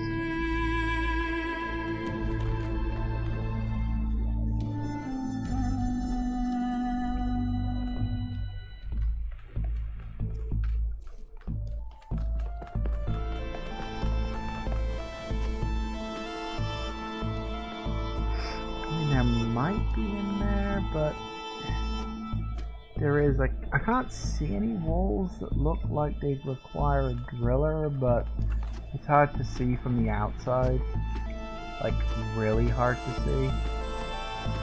Maybe there is, maybe that's where I need it, but I'm trying to think which was the other puzzle that had a wall driller. Because one of them did. But I don't think it was any of the ones near to that place that so clearly needs it. Would be a bit weird if they actually lock one of the flames behind a gold door puzzle. Because it's the first time they'd have done that.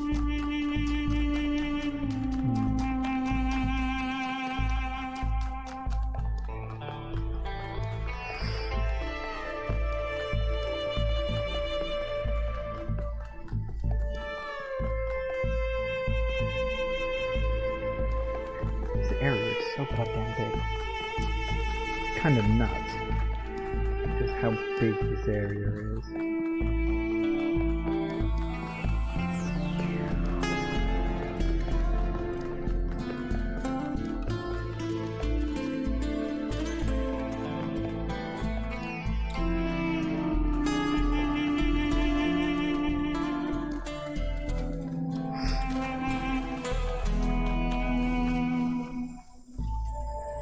Oh, I think I know how to get that flame.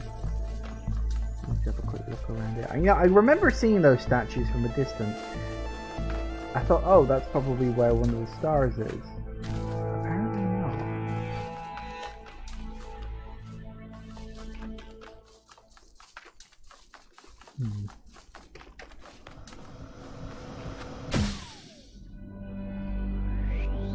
Nothing again.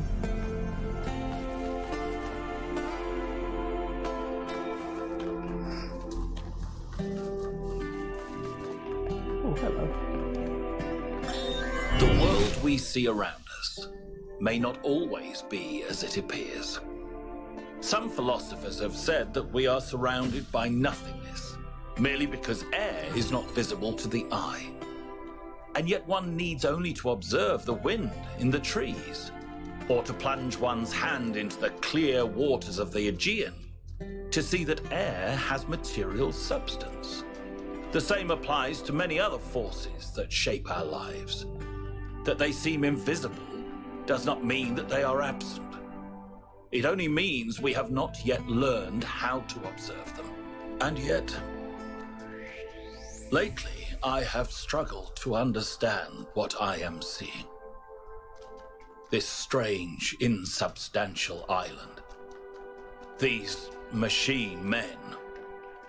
This woman with a fierce voice like an Amazon. Who are they? How did I get here? What?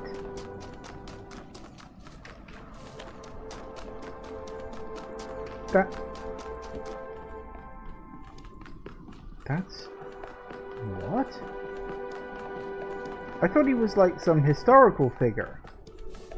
Based on what they were saying before, now it seems like he got transported through time. Although I suppose if there really is a theory of literally everything, technically that includes time travel? Or at the very least, perhaps it also includes the ability to recreate people of the past. Okay, okay, that unlocks a lot of potential problems. Yeah, sure, okay, fine.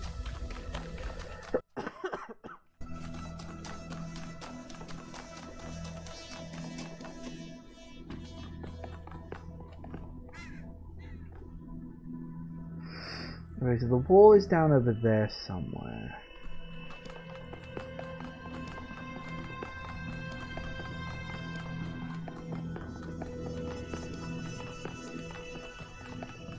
Thing is, there's no wall driller even in this one. I don't think there was.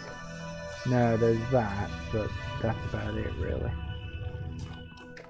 So, not that for our mysterious wall driller. I mean, it could just be hiding somewhere in the world, but that'd be a pretty crappy thing to do.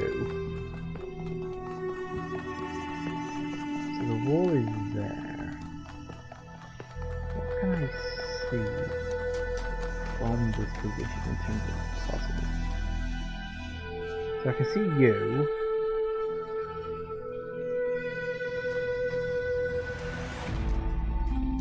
About it, really.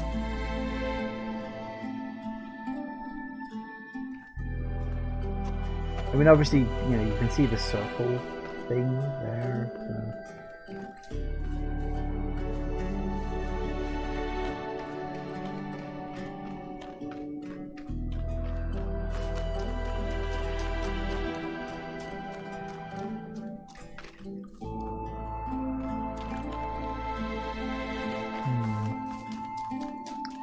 I don't know.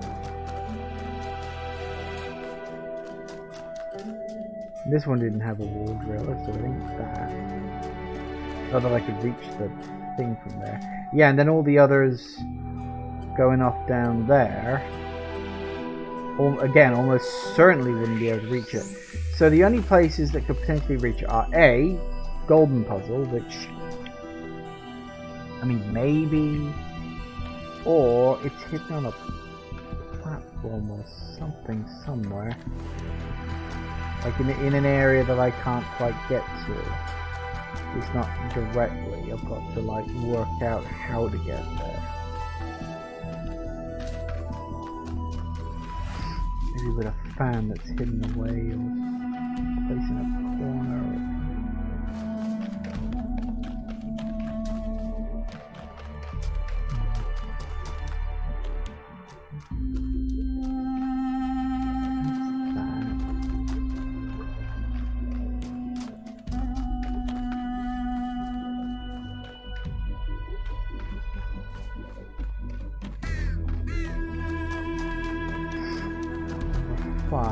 Again, 5 did not have a wall driller, so that doesn't help.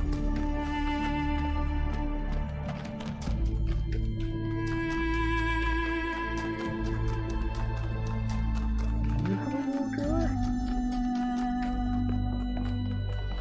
Nope.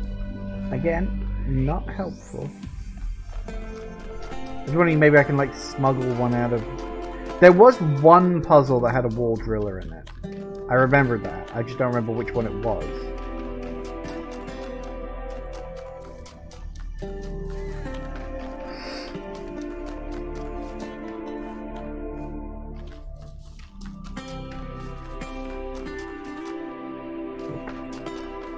Yeah, and I still don't understand what the hell this is about, too. Oh. Yeah. Hi, guys.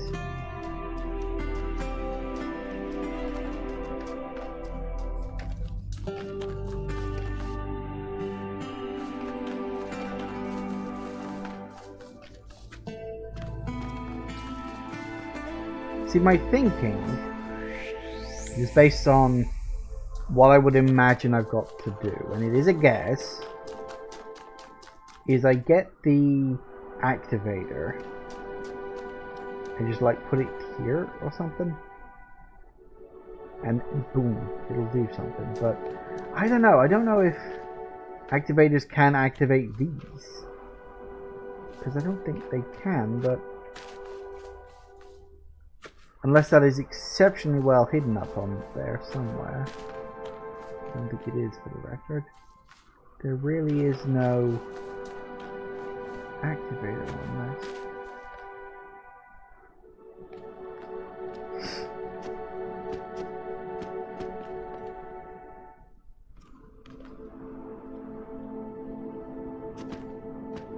Which is even more bloody bizarre. It's like, why give me that and not let me even see what I'm aiming at? Things have gotten very obtuse all of a sudden.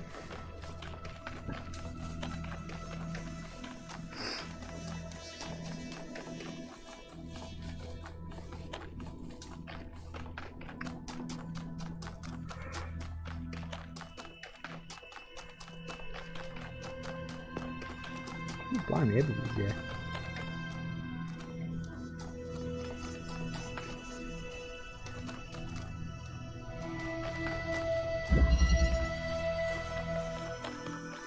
Yeah, you were the one with the wall driller. The only one, as I can see.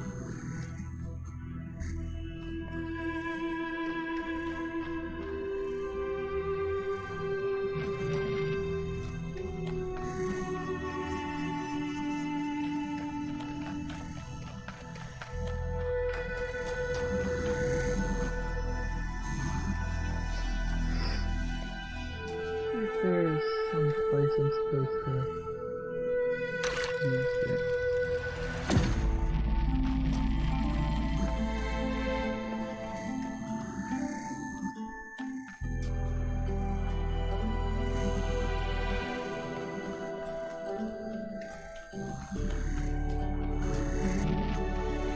I definitely can't see where the hell I'm supposed to potentially take this out.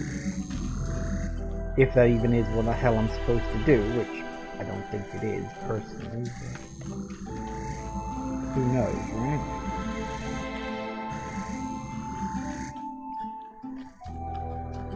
Is there a place where I can...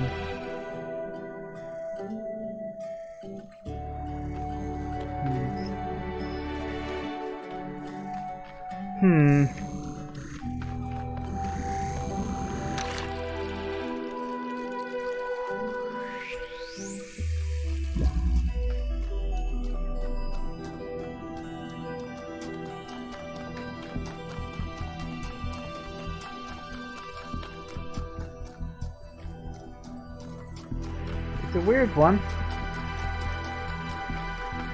It's definitely a weird one. I think there was one in here, was there? Nah, that's like... Yeah, so the only wall driller, as far unless it's somewhere out there in the world somewhere, and this is a big fucking level to hide something like that. The only wall driller is in puzzle number 3. And I cannot imagine how the hell to get that out of there.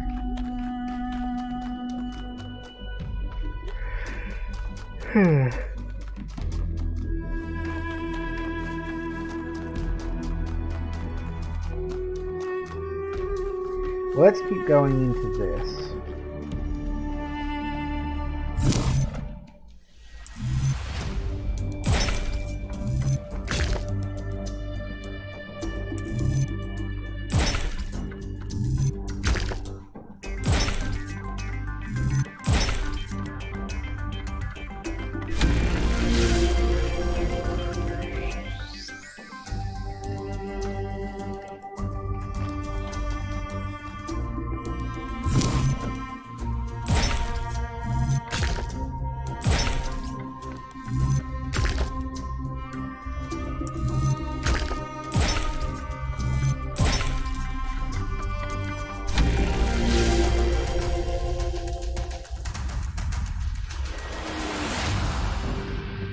Maybe the wall drill is over here somewhere. Right there, it's possible.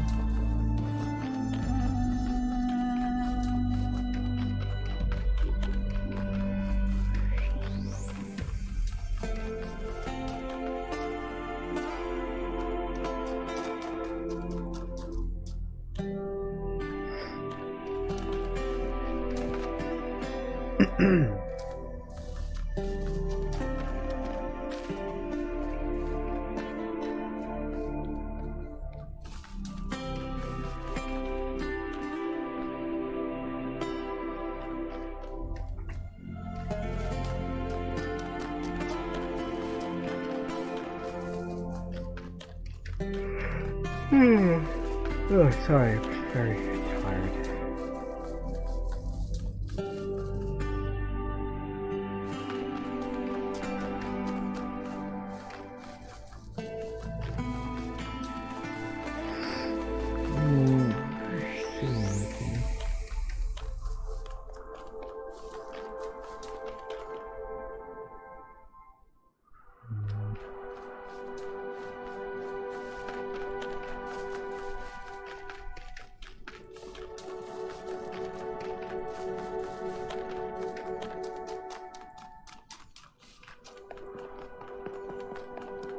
I mean, it was a long shot. Sort of like a hope that maybe that's where the answer would be. But no, shut up. Ugh, for the next. Sorry, I know I shouldn't go on that much. Just, as I say, very tired today.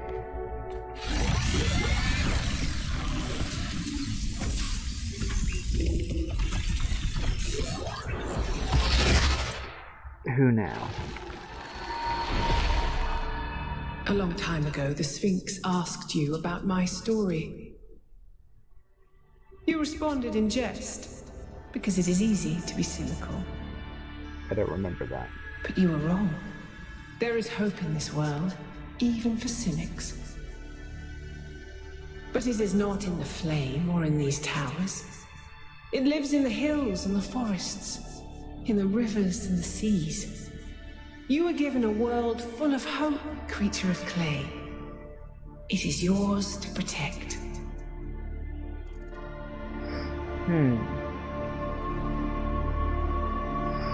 Love is not in nature but in people. Why can't it be both?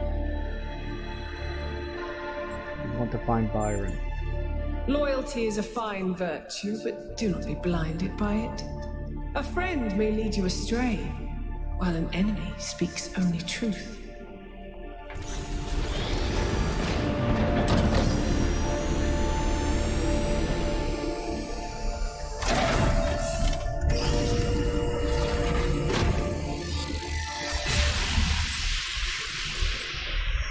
So, Melville, what do you make of these beams?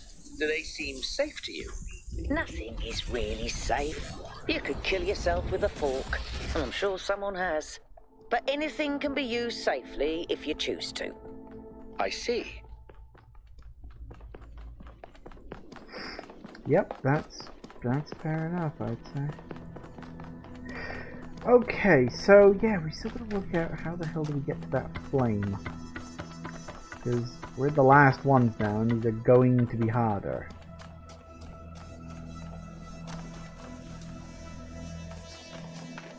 So can we work this out?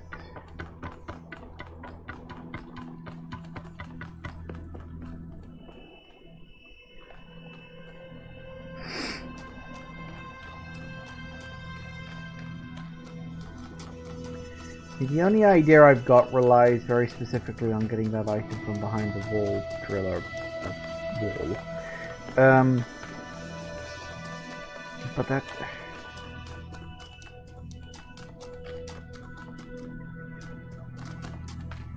So I need to get to the Golden Gate puzzle, which I mean that's not too far away, I've literally only got one more area left.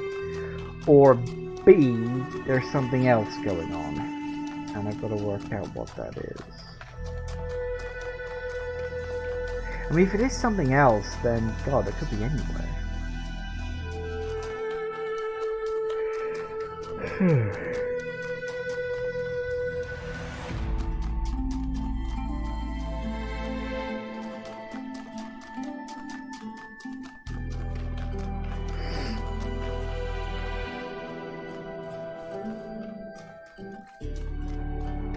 It is always about being observant, looking for the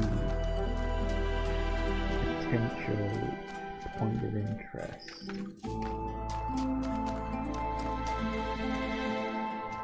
Which unfortunately could be bloody anywhere, but...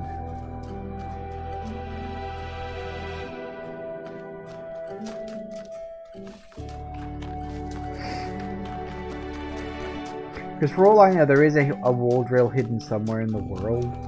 I mean, God, think about, like, the last area in the desert, where something unlocked only after you'd finished the level.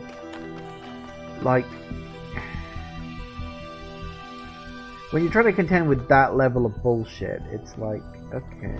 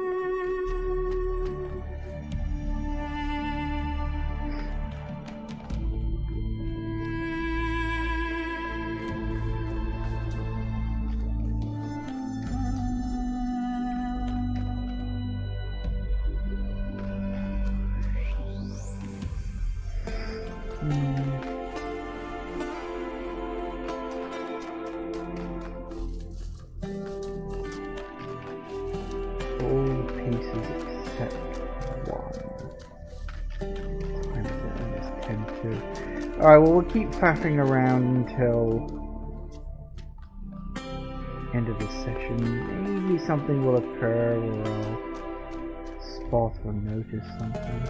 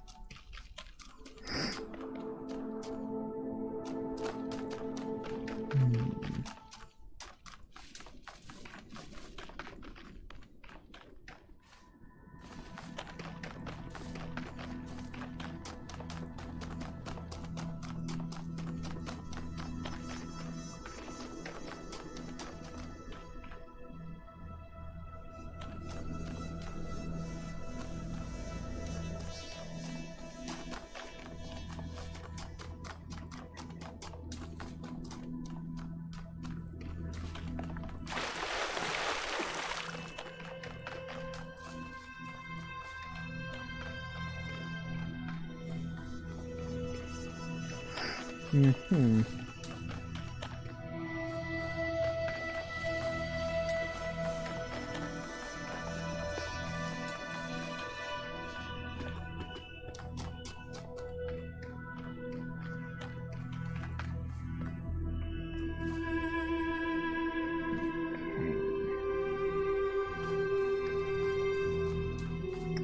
Oh, hey, Jay Kitten. That's good timing. Only got about 5 minutes left on my stream. But yes, I am star hunting. Or one particular star. I know where it is, and I think I know what to do with it. I just don't know where the wall drill for this wall is. My guess is it might have something to do with the golden thing up there. But that's a guess. Either that, or there's just a wall drill hiding somewhere in the world. And I just haven't found it yet.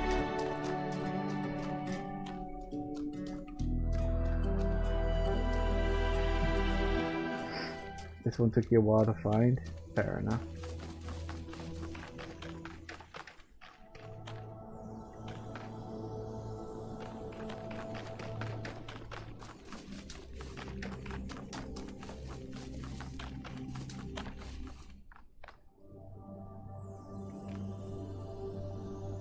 I never noticed that updraft there. That's a neat little thing. Guess that explains why you were able to jump off there when hunting that Prometheus orb. Didn't really have time to when I was chasing the thing down.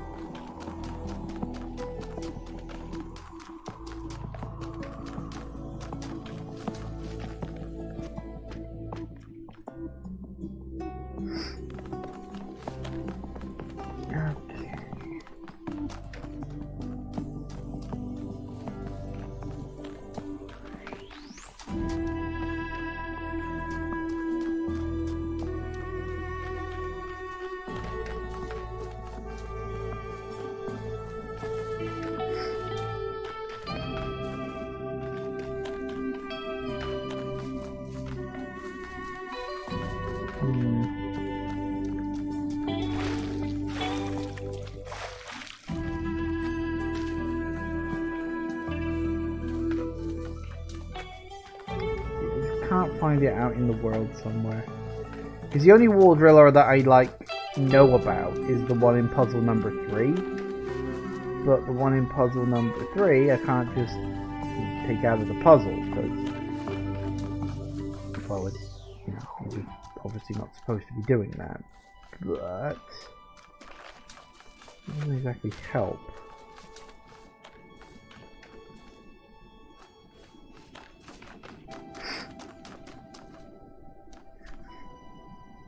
You ended up doing it in an unconventional way, not the intended method.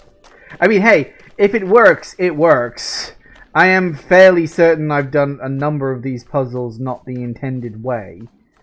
Hell, I even got an achievement for one of them. But,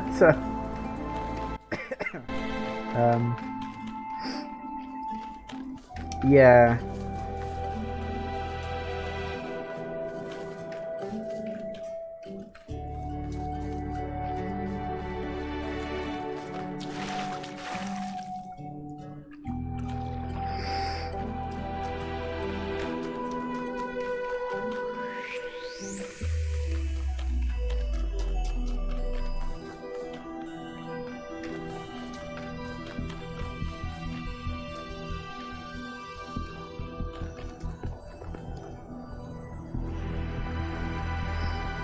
Over here either. And that's the entire lap of the place that I've done.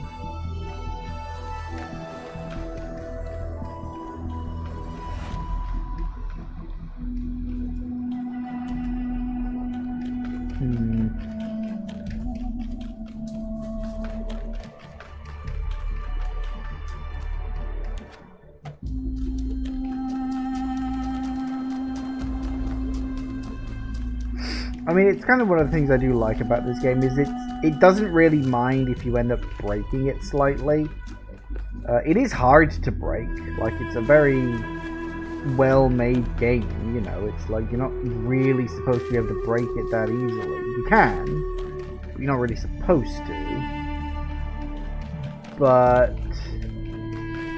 the game isn't that worried about if you do end up breaking it, because it is difficult to do. So it's like, well, you know, you went out of your way to break the damn thing, I guess we should reward you by at least being able to bloody do it. At least in theory.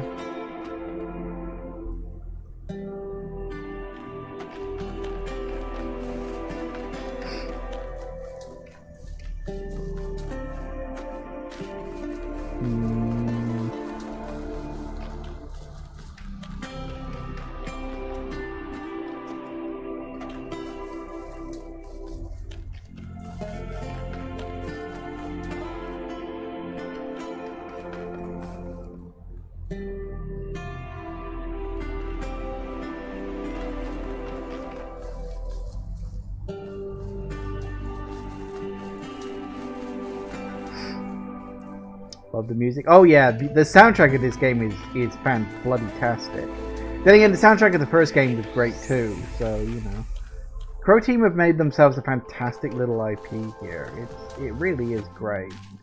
Considering this is the second game in the series, and it's so fucking good. It's just unbelievably good. Like, the first game was great, but this one just knocks it out of the freaking park.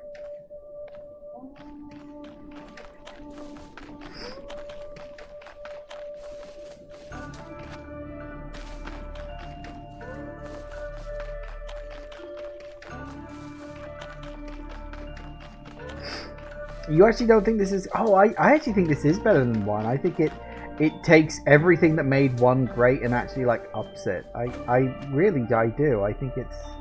I wish I had harsher puzzles. You know what? I'm actually okay with it not being as hard as the first one because the end of the first game kicked my arse. So I'm okay with it being slightly on the easier side. I'm okay with that.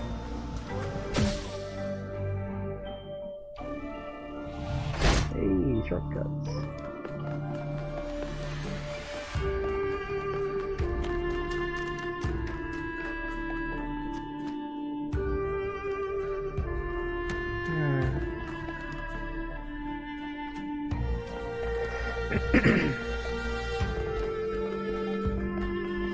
Well, unfortunately, it does indeed look like we are all out of time for today, which is a shame. I would have liked to have gotten that last star, but we'll have to save that for next time, unfortunately. Hey!